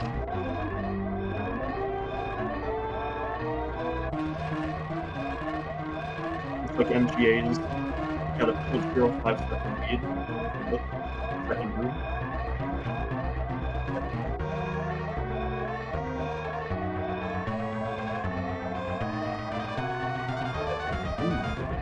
Ooh, grab there, MGA. A little bit awkward coming from the board. We've got MGA wins by 0.09 seconds with a 44.68 compared to ProfessorSchool's 44.59. That's pretty much the race. Like, once you win series, you know you're gonna just crush the race. So, may as well pack up, go home. Not really.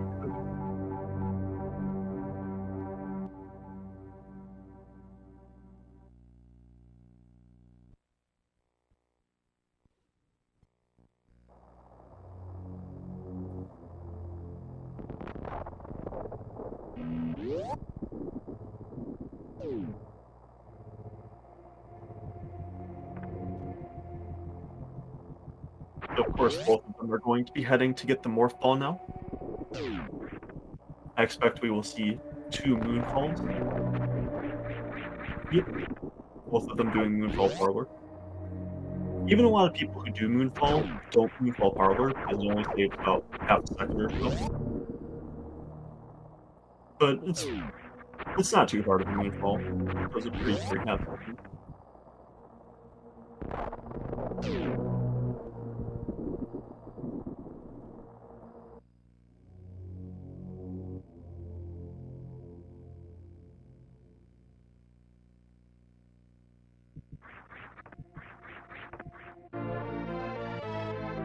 It's 302 North Pole time from MGA. I think it was a 303 from ProfessorSchool.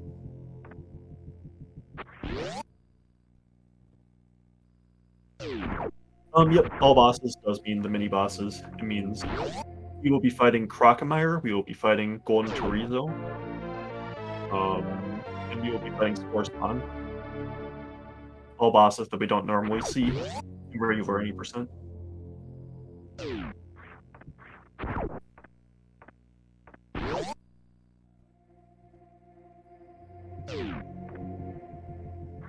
Yep, the run is basically the same as KPDR with some tweaks.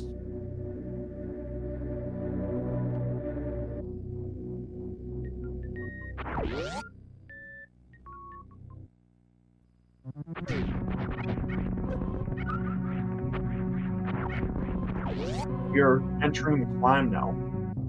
Now the climb, I think, is actually just one of the hardest rooms in the game. I think that it doesn't feel like it because it's so early in the game and you do it so often that it kind of becomes routine a lot of the time, but I just think that this room is very, very difficult.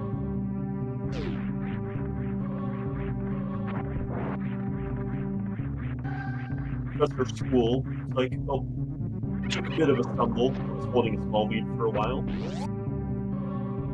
Oh, I really hate when you land on one of those platforms heading down, like ProfessorSchool did there, because then the Ripper gets right in your way, and you have to wait for it, because you don't want to not be on full health heading into Bomb Chorizo, because then Bomb Chorizo will drop you energy instead of missiles and completely screw up your fight.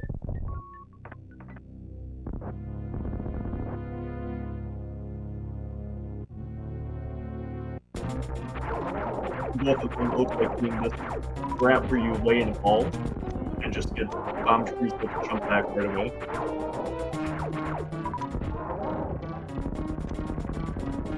Ooh, ProfessorSchool missing that last missile, having to use just regular shots to finish off Bomb Chorizo. It's a little rough.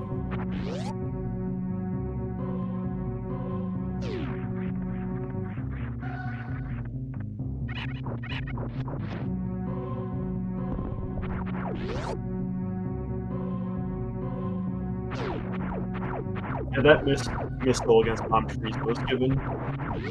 MG already had out a lead of a second or two. And that's given him like a 7 second lead, around there.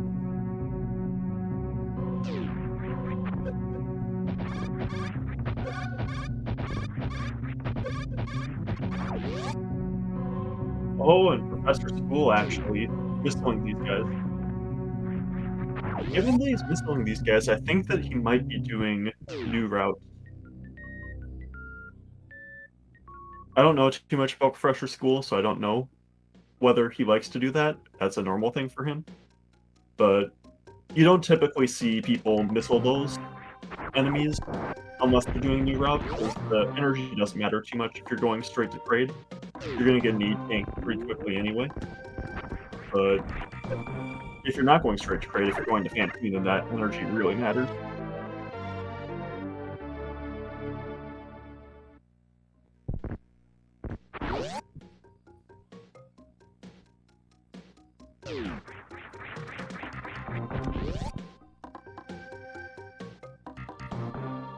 Yeah, some people don't like to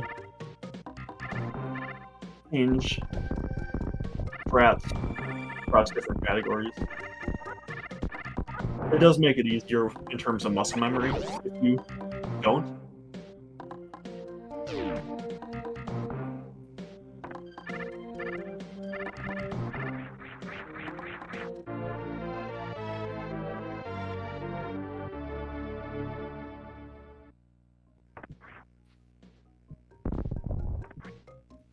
Oh, and I hate that's one of the worst feelings. They're from MrGuyAverage. Getting hit by that bomb and bounced back. It just feels so bad. I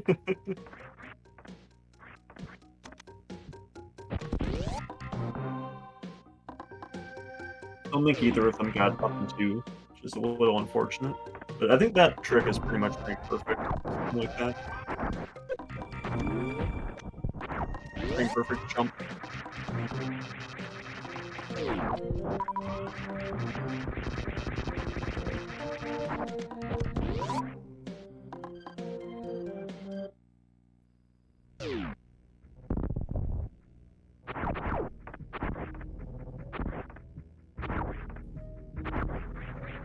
Okay, MrGuyAverage missing that moonfall a few times. That one's really tough. When you can't see Samus, it's really hard to tell where you are. You very easily get lost, like MGA did there.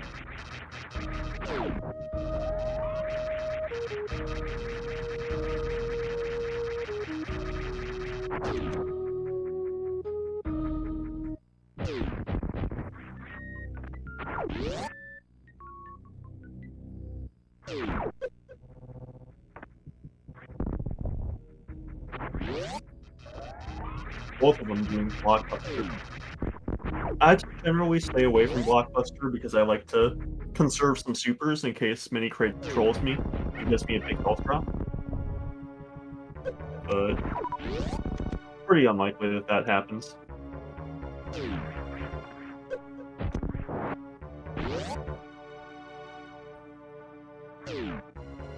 And MGA is the first one to enter Crate.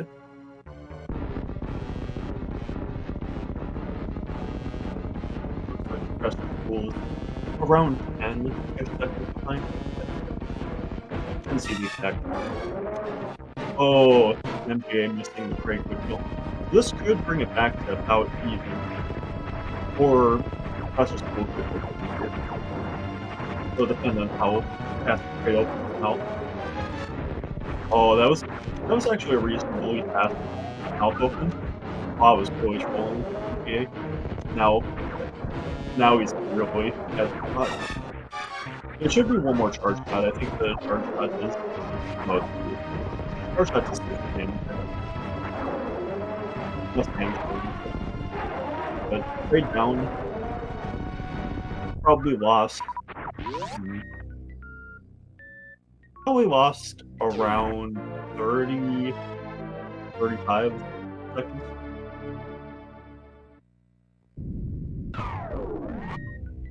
But that gives ProfessorSchool a pretty reasonable lead at this point.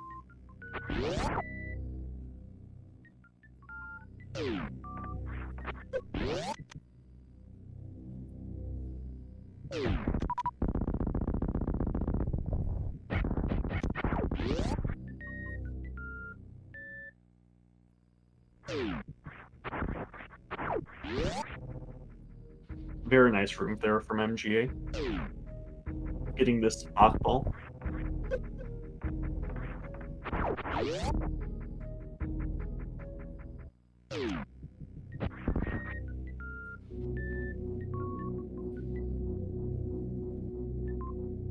ProfessorSchool going back to get that energy tank. Does that mean he's skipping these missiles? Maybe. That's my guess, because if you're getting the missiles, you wouldn't go back for that energy tank.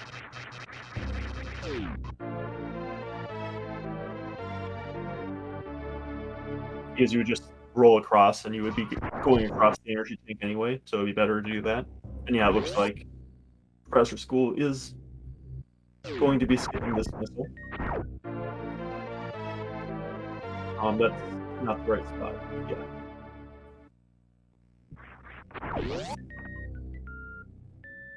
That might be rando muscle memory, because those blocks can be destroyed. No, it's not those blocks, never mind. That wouldn't work in rando either. So. Just forgot which blocks were which.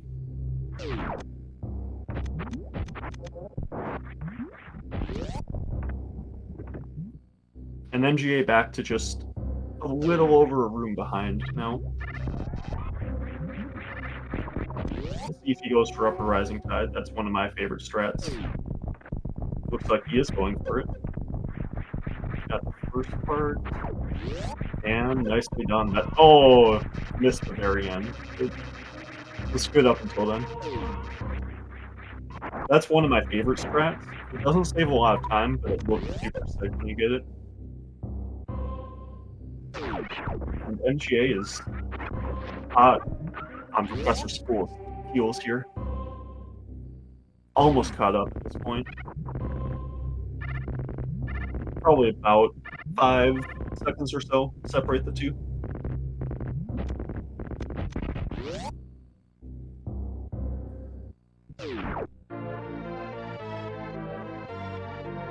Even a little less than that. 3 or 4 now.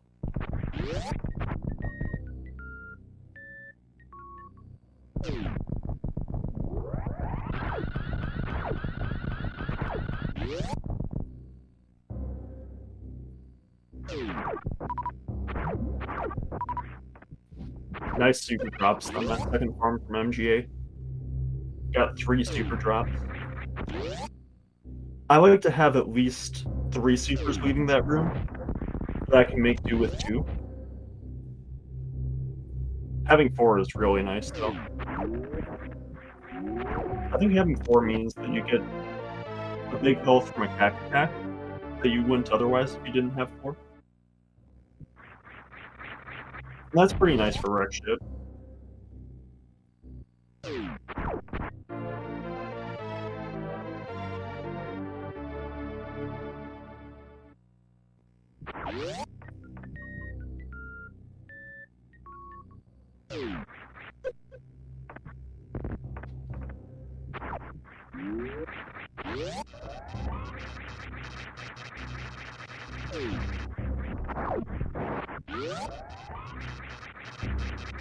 Will we see a bomb spread from MGA here? Oh, yep. Aw, nicely done, MGA. That's another one of my favorite strats. It's super sick. And it looks like ProfessorSchool stopped to farm one of the Sovas. And with that, MGA is within about a second and a half. Maybe even less, yeah.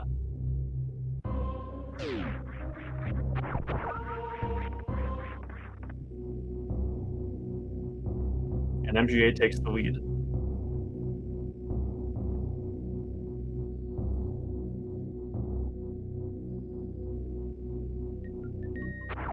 Unfortunately, with not getting the great tank, you can't really do Alpha Spark here. It just makes your health too low for can't team fighting with it.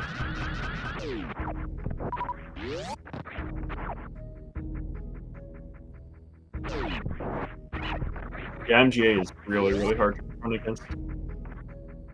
Got a 44 flat in regular old route. One of the best in the world, that category. I did not know you could do that. What MGA did there. You could do the run and jump and not wall jump. That's sick.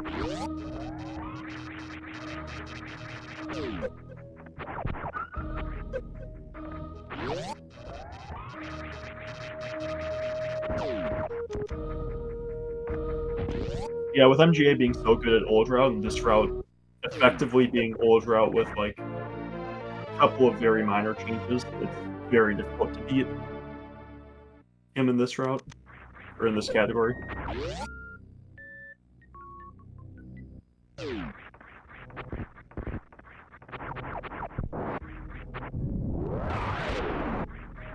Missed the super there, so he ended up getting a super from the second hack instead of a big health. Not a huge deal, but I really like having full health going into this next room. Parking across the ocean just gives you so much health, but every little bit of health I really like having. Will we see an ocean fly? Looks like we'll at least see an attempt. I don't know what the timing needs to be with the missile. Oh, and he didn't quite get it. That looks like ProfessorSchool not going for it even. Bit of a mess up on the short charge there from MGA. That was actually a little bit scary. When you fall off of one of those ledges on that area, it's really easy to try and spark up and just like lose a bunch of health. But MGA did a good job not doing that, trying sparking across.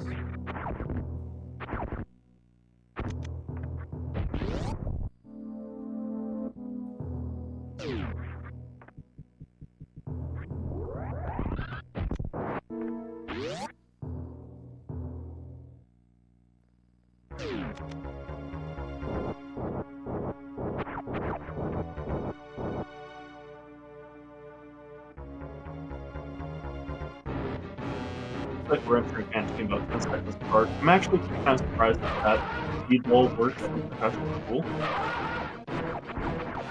Looked like he bounced, but still managed to make it through. It's pretty cool.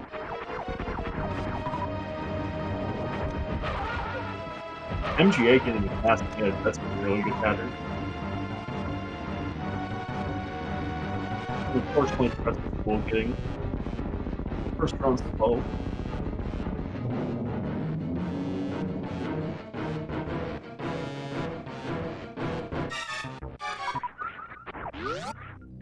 And is this a mid or slow? It is a mid, so slow mid. Not the worst, but could be a lot better. That means that just on the pattern alone, I think that ProfessorSchool ended up losing about 10 seconds on MGA. 10, 11 seconds.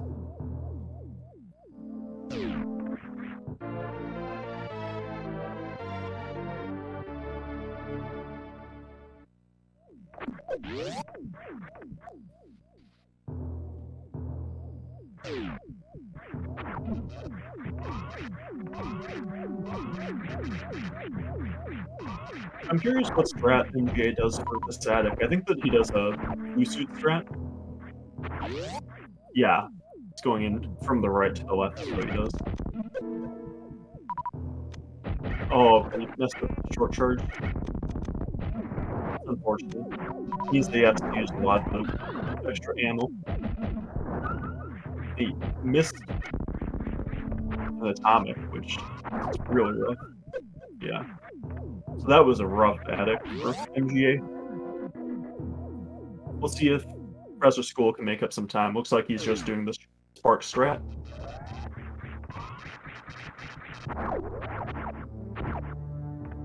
Or not.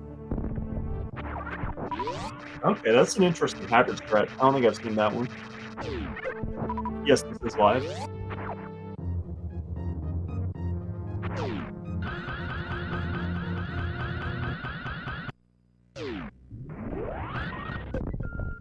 I know a lot of people don't like to do the spark strat across attic because of on 2 tank here, it loses so much health.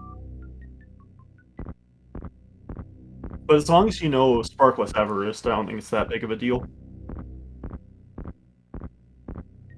You can make it through Mount Everest without sparking.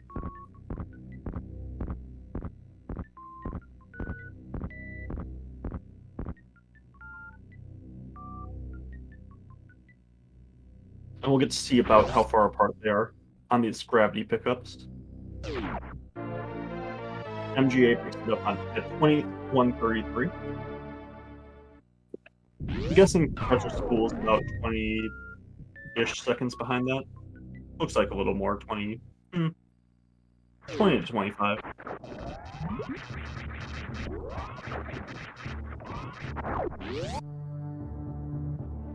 About 22 seconds behind at 21:55.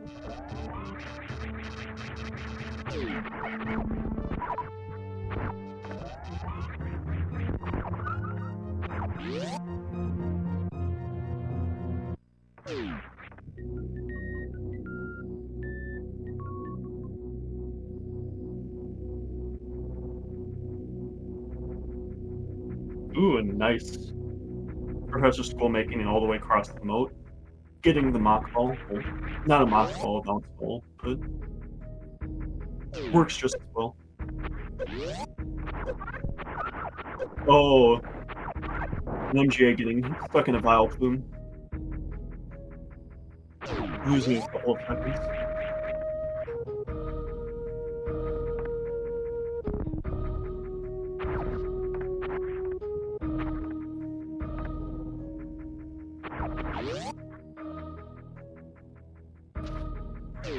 ProfessorSchool trying. Oh, he falls in the vile plume too.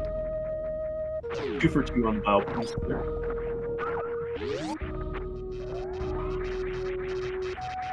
Looks like ProfessorSchool was trying to do a little bit of farming too. I don't think he really needed to. Health isn't a big deal because you're gonna get the top meat tank. And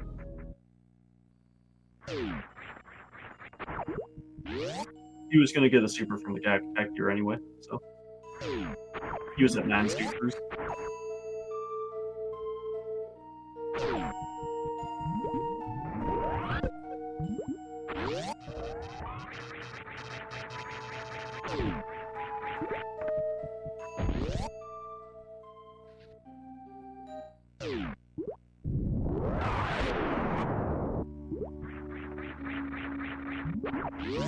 We'll see what strats each of these runners do for Hot Wound, whether they do the traditional X Factor strat or the D Factor.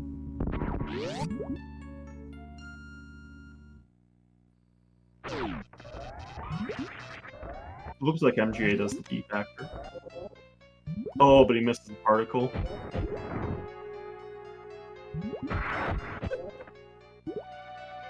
There'll be 2 more supers for MGA. 1 more charge. Playing it safe, I like this a lot. Once he got hit down to 33, it's easy to take a double hit and just die. And that helped.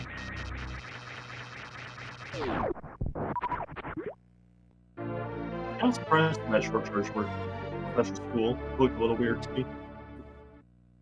And he's also doing the D Factor. See if this was better for him. Nice opener. And very nice. Saved a good amount of time.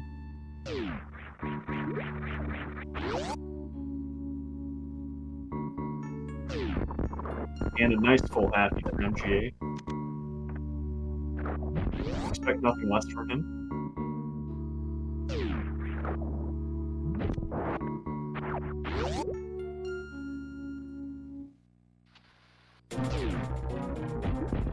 We'll see if ProfessorSchool goes for it. I'm not sure if he goes for it. Looks like he does, yeah. Those look pretty good. A little bit. I think that he had the range that he just popped the ceiling on that jump.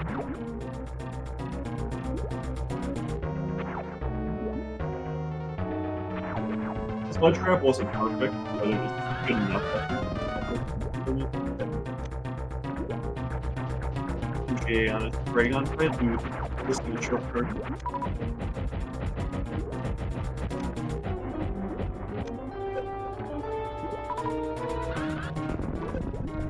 Oh, and that Dragon. Dragon can't have, like, almost any health. MJ needs to be really careful with her. 1 more hit, he's dead. Can't believe Dragon wasn't died. Okay, 58. That's a lot safer of numbers than 38. Dragon does 40 damage. But 58 means that he can take a hit. And Dragon down.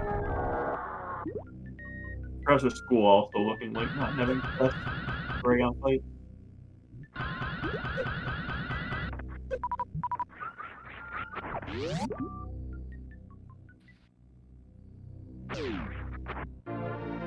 It's really rough, Dragon is.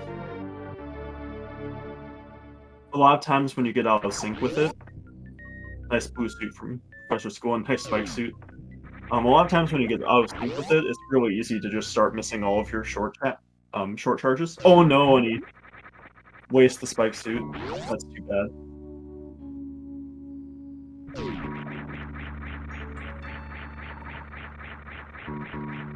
Yeah, you can feel really rushed. Try to short charge and like just start really messing up.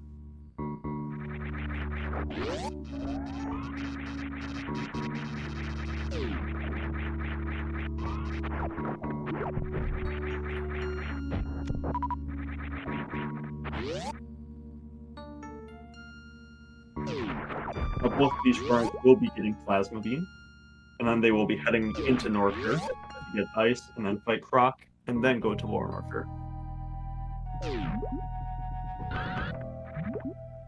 Oh, will we see a Plasma Spark? Nice. I'm not... Actually, yeah, that seems fine. I was gonna say I'm not sure it's worth it because of his energy, but I think that you can just pick up the Croc tank and not worry about your energy, especially in a raid like this.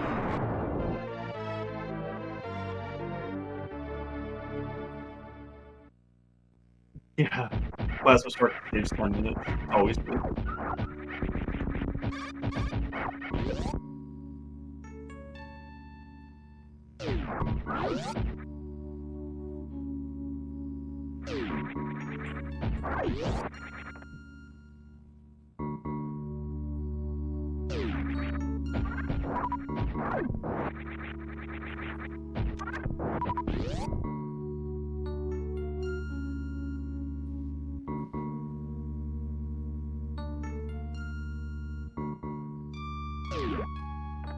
Looks like ProfessorSchool doing the power bomb threat plasma room.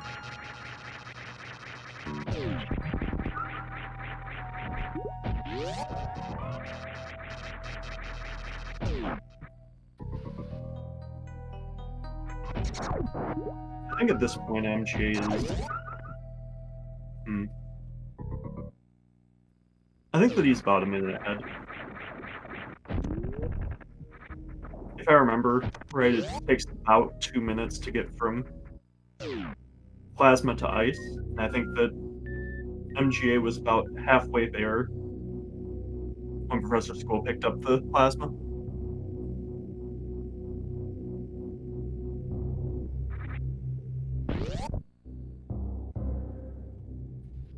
I'll check their times on the ice beam pickup though.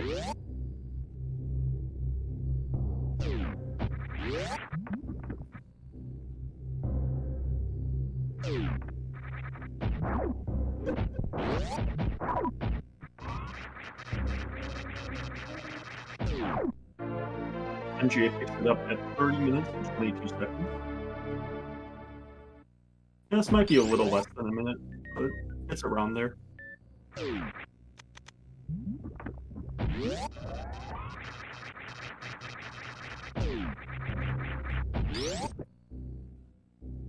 MGA getting the nice ice with ice escape that doesn't matter in this category.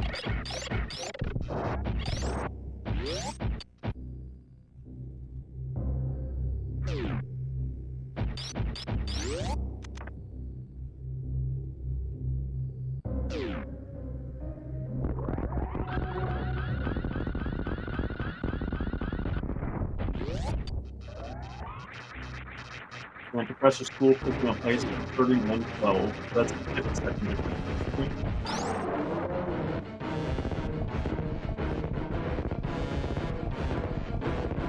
So it's pretty tough to imagine MGA bleeding 50 seconds unless he does something like mess with 3 gig.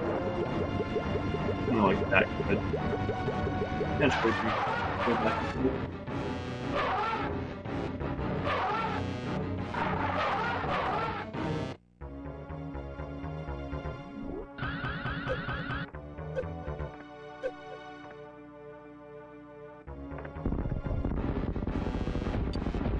Even messing up 3 gig, how much time does that even do? Like, it sucks. You have to leave, and then you have to power bomb the block again. And go through, like, 3 portions, plus pretty long lead. You'll probably lose enough time that it would put ProfessorSchool in the lead.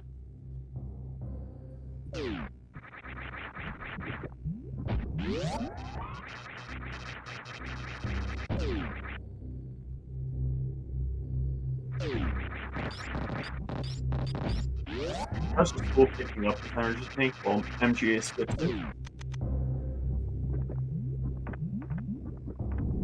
you're comfortable, you actually like skipping it because you get the croc drops, and that basically acts as kind of an energy vehicle.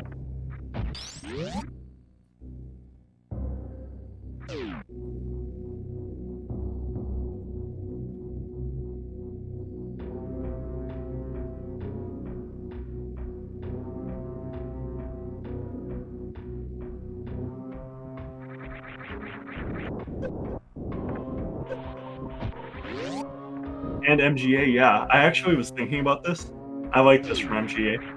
So MGA just playing this super safe and going this way. So this loses, like, I think 20, 25 seconds, somewhere in that range.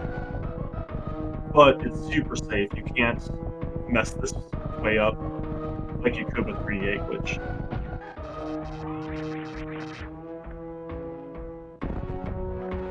I actually don't remember how much time that saves, and that was just a complete guess. But I think I remember it being that.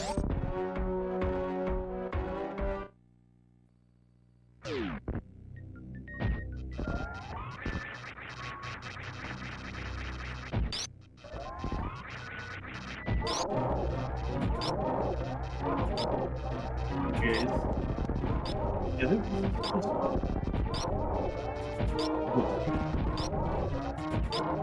MGA doing some farming with super.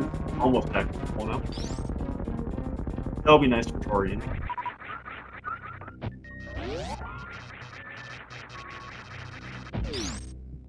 We'll see if ProfessorSchool can get this pretty big with. Got 8 attempts to start. I think he's okay, he's got it.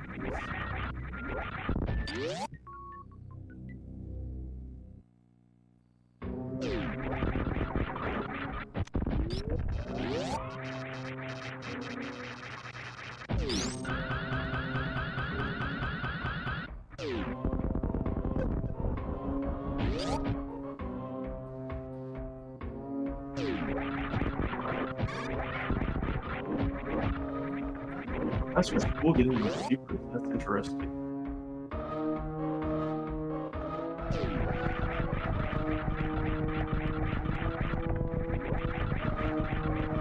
I wonder if it's going for if it's just Torian safety. It does mean that you're not going to get screwed by Metroid.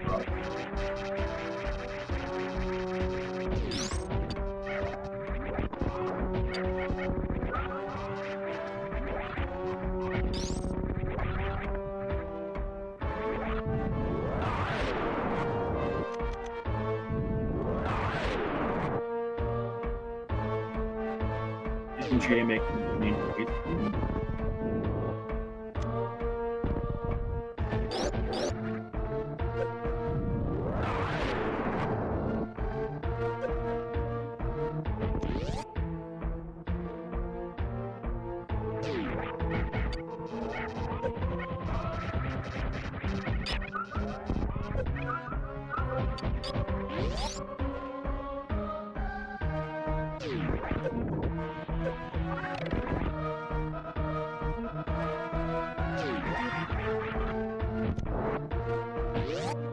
And entering the Ridley fight.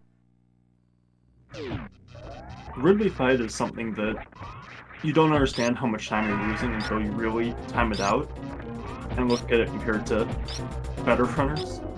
It's somewhere that you can really, really save or lose a lot of time in your runs.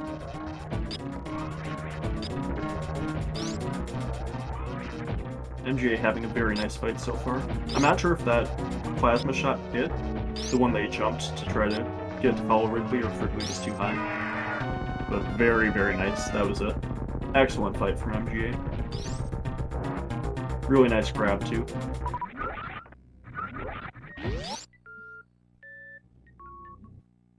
Ooh, ProfessorSchool going for this strat. This is, messed it up. But that's one of my favorite strats, the Metal Pirate strat that he was going for.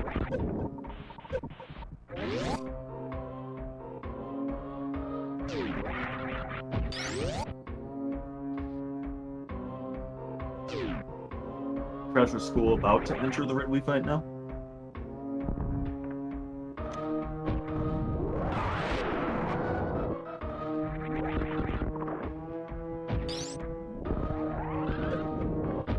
Missing a couple of shots to start, but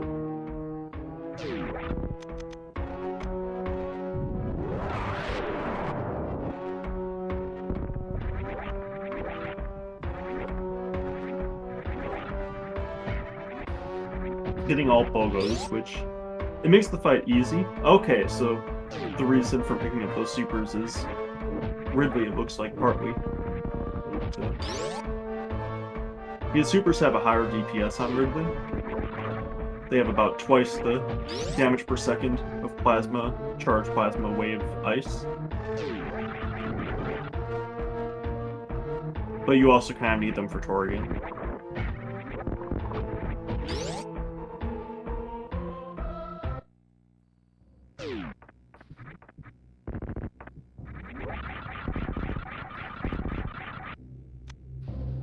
And MGA, making his escape from Norfair, he is out now. Nice reverse flower house from ProfessorSchool there. Really cool trick.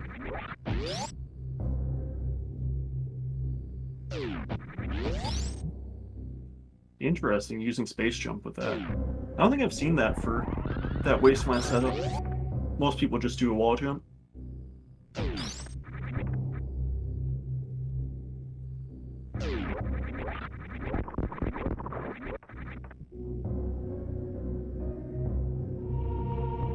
MGA up the Norfair elevator, while ProfessorSchool is traversing the Key Hunter stairs.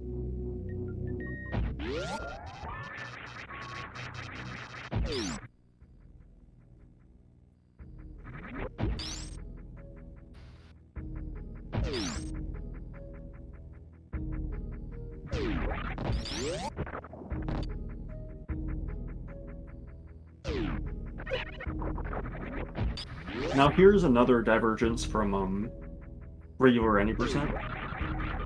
We have to end up going back to Spore Spawn, because killing Spore Spawn with Plasma is a lot faster than killing them at the very beginning of the game. And this route to get to Golden 4 isn't that much slower, so it turns out it's worth it just to kill Spore Spawn at the end instead of the beginning, like this. A little bit of a rough Green Hill zone from MGA, but not too bad.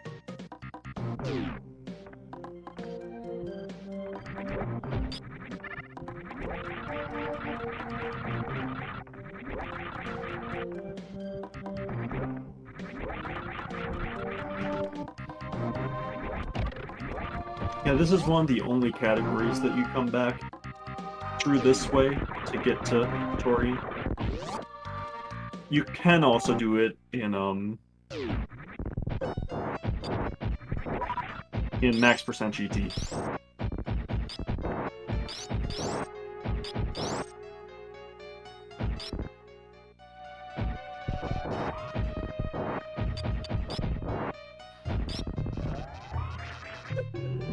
MGA not opening the door before killing Spore Spawn, making very sure that he doesn't just fall through, which is fair.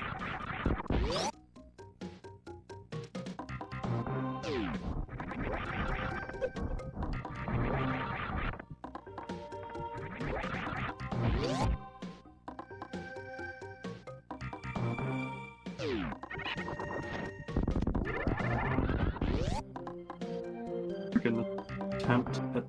Well, you can't do a reverse slinky because no spring ball.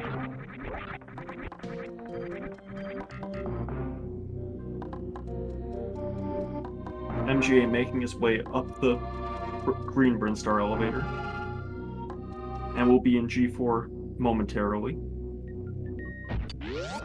While ProfessorSchool is heading right to Spore Spawn. I'll check the time on the G4 entrance, see how far behind ProfessorSchool is at this point.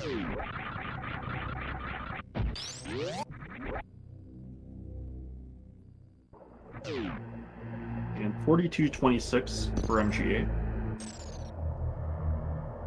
We'll see what the time is for ProfessorSchool.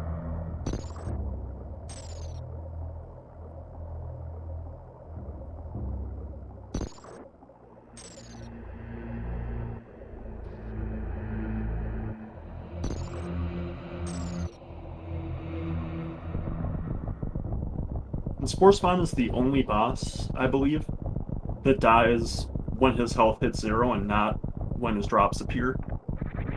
With most other bosses, if you leave right as soon as their health hits 0, then they would respawn. And they only won't respawn if you leave after their drops appear. But Spore Spawn is the only one that's not like that.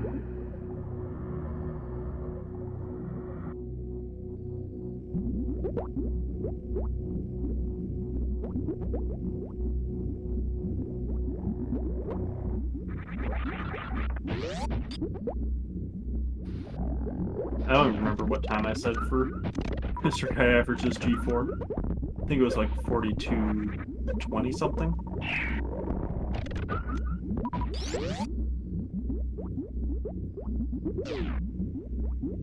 42:26. Okay. Yeah, this will be a little over a minute and a half.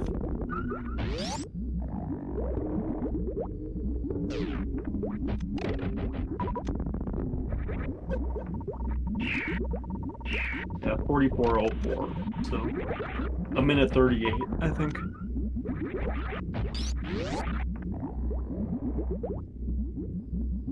You actually can leave also Wound's room before the drops appear.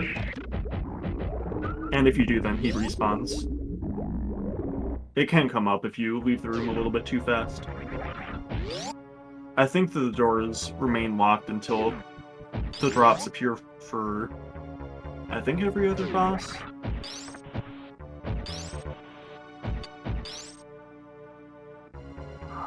Yeah, other than, yeah, I think that just for spawn and Wound.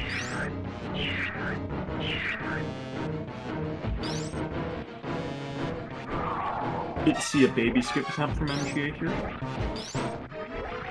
Didn't take out the Ripper there, so had to go a little slow and get rid of that.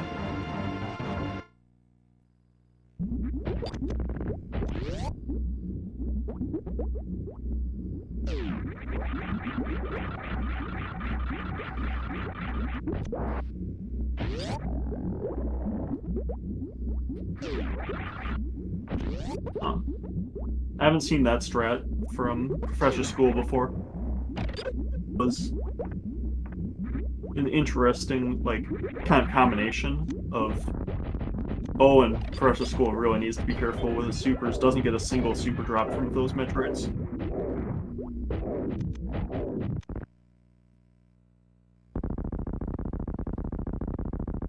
Still gonna 27. Okay, that he can finish. It's not good, but he can finish at least.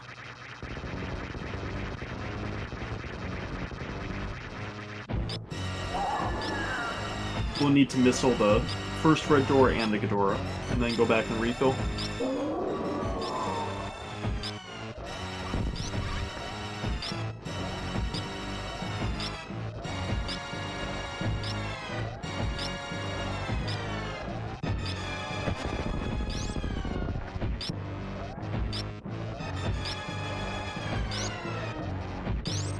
Nice baby skip from ProfessorSchool. That was a 6 jump. Anything 6 and under is really good. Oh, and he used a super there. Oh, that's muscle memory. So now he's going to have to use missiles on the Ghidorah and on this red door afterwards.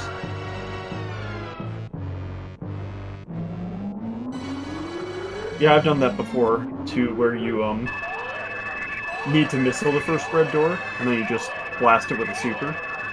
Just because you're so used to it. And it feels really bad.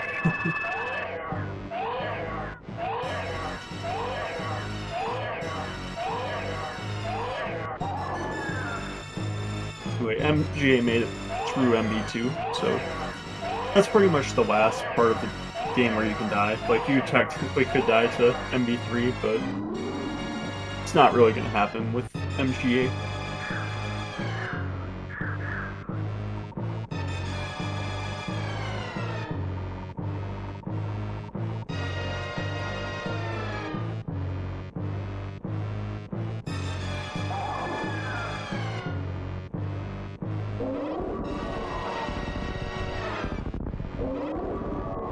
I actually completely agree, Aster.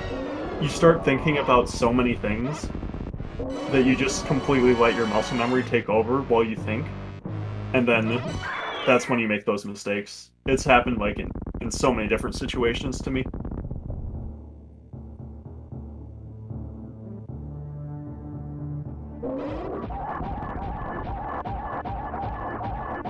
ProfessorSchool successfully doesn't stop lock. And with 4 tanks, he should be fine for MB2. So we should get to see 2 finishes.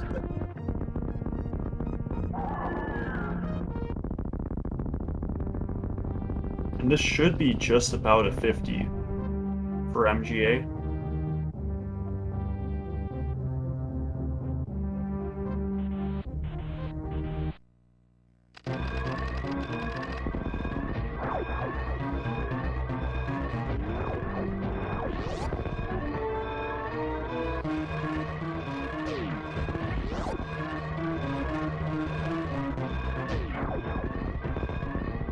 And we are through MB2 for Professor School as well.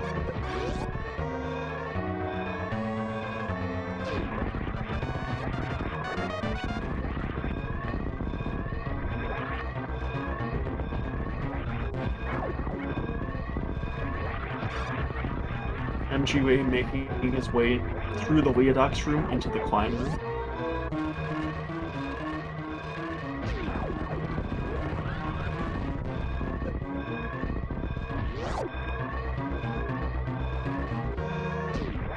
And into car room. A little bit of a hiccup on that wall jump there. Nothing major.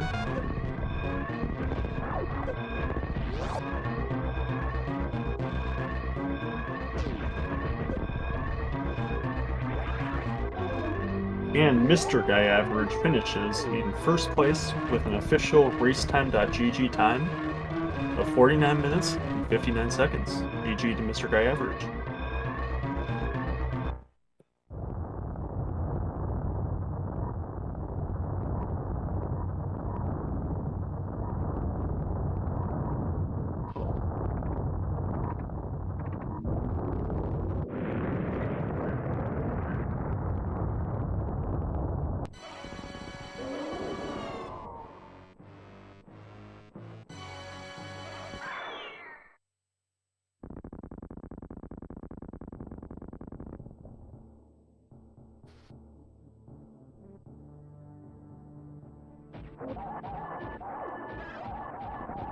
Professor School moving into Mother Brain 3. We'll see if MrGuyAverage wants to come in for an interview.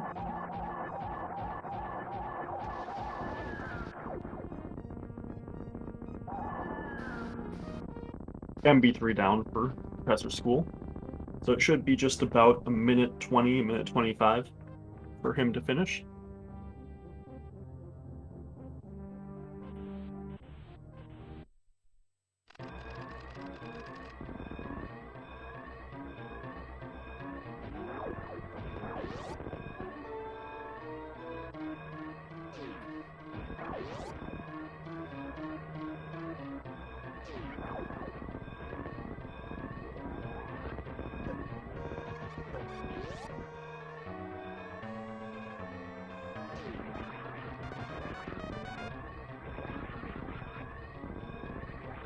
Going through the Cat-Ext room. And we are joined with our first place finisher, MrGuyAverage. GG. Hey, GG. So how do you feel about that race? You know, it's really funny, because that Dragon was such garbage and missed Spike Suit. And then I'm like, why not? Let me just go for Plasma Spark, and then I get it on a run like this. Like, kind of just shows like the irony of this run, I guess, or something. It's like horrible bosses, and then somehow I pull off a really tight trick. So I don't know. Overall, I guess it was all right. Yeah, I noticed that you started playing things really safe, kind of in the second half. I'm not sure if it's like really safe or if this is just like normal race strats for you. Do you normally like skip green gate glitch and stuff like that in races? Oh yeah, definitely. I don't. Oh, yeah. My PB currently doesn't even have the green gate glitch. Oh, I just really? never go for it. Yeah. Huh. Yeah, but generally speaking, my second half is usually a lot safer. Just because like I'm not as experienced with all the strats in all bosses specifically.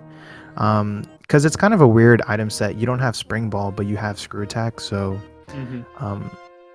Yeah, it's just I haven't put enough practice. Whereas with the early game, it's just any percent, and I've done thousands of runs of any percent, so it's all muscle memory for me. Yeah, up until ice, it's the exact same. So,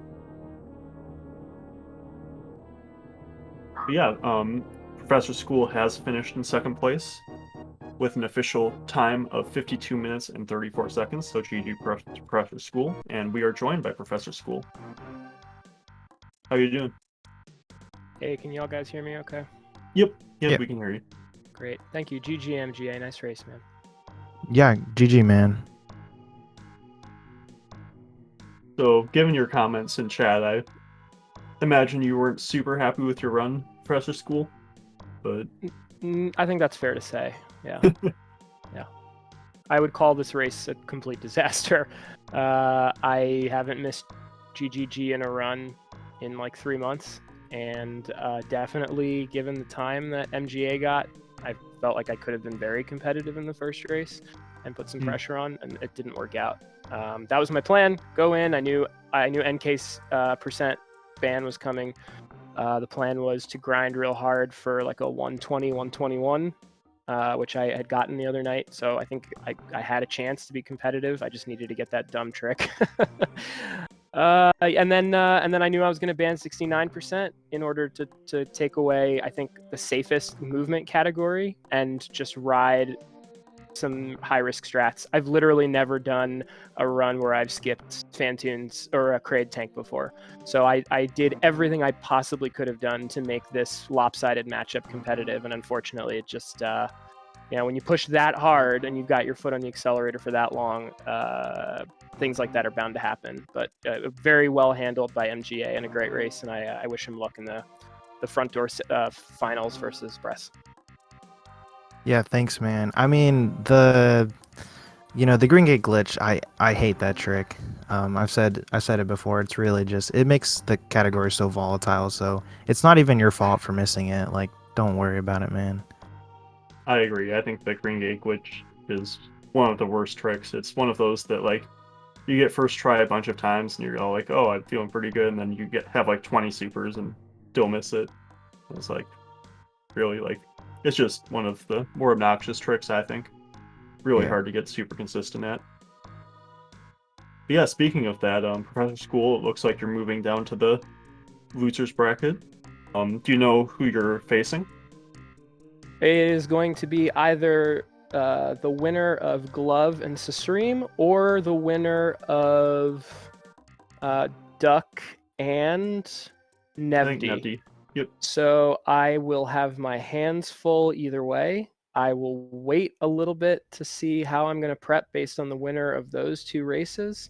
I don't really fear any category. I'll run any category. It's just my strategy is going to change based on the person who I'm going to be competing against. So I think I can take any of those individuals. I think they can also take me down. So I think it'll be a lot of fun, and I'm looking forward to preparing for it.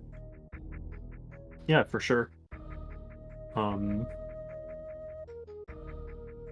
So yeah, what was the first race again of this? Was it max percent GT?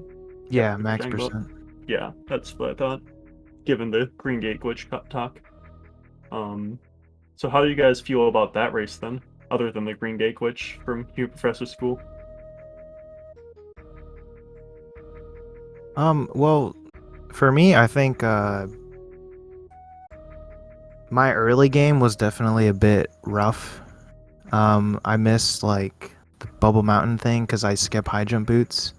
So yeah, I lost some time there. Fantoon was super Monka S.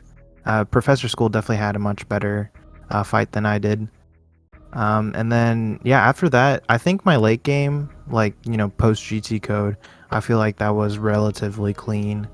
And then I got the bowling skip strat like pretty quickly. So yeah, I think the consistency at the late game is there for me.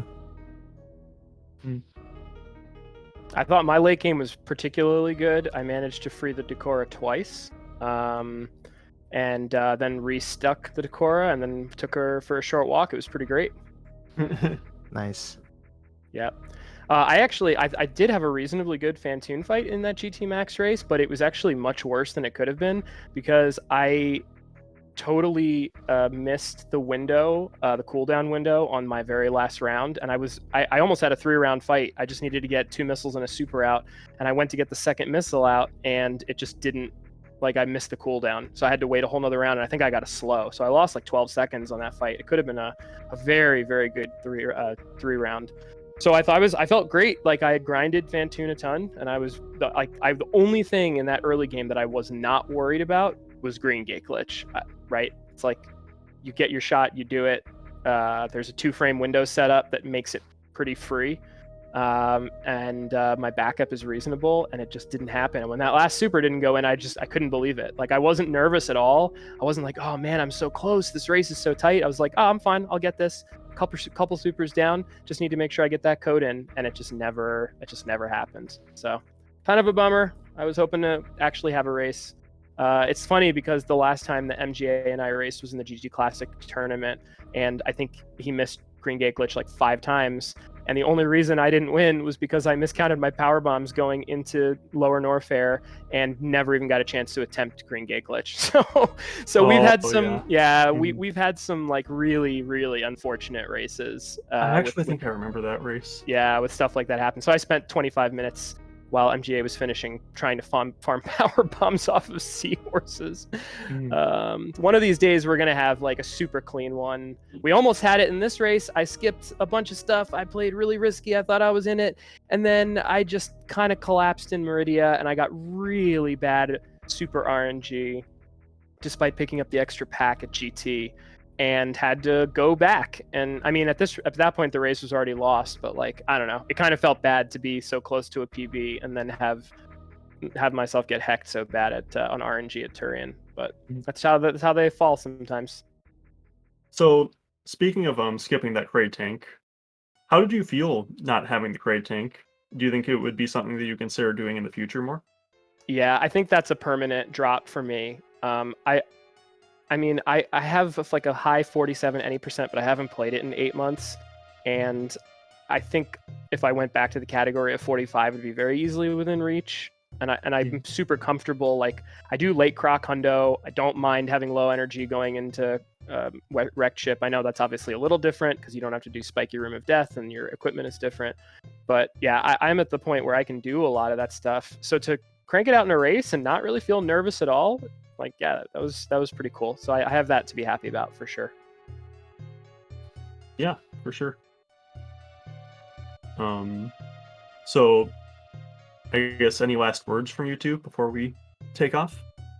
I just wanted to thank you for comms, Zeb, and thank MGA for the race. I always enjoy racing my buddy MGA, and once more, wish you luck against Bressingham in that front door finals. Hopefully, I can make some noise in the redemption bracket. We'll see what happens. Nice, yeah. Good luck to you in that lower bracket. Maybe we'll get a rematch. You never know. You never know. It might happen. Zeb, thank you for the last minute comms too. I really appreciate that. That's it for me. Okay then. So once again, congrats to MGA for moving on to the winners finals. That'll be it from us. Thanks everyone for watching, and we will see you guys later.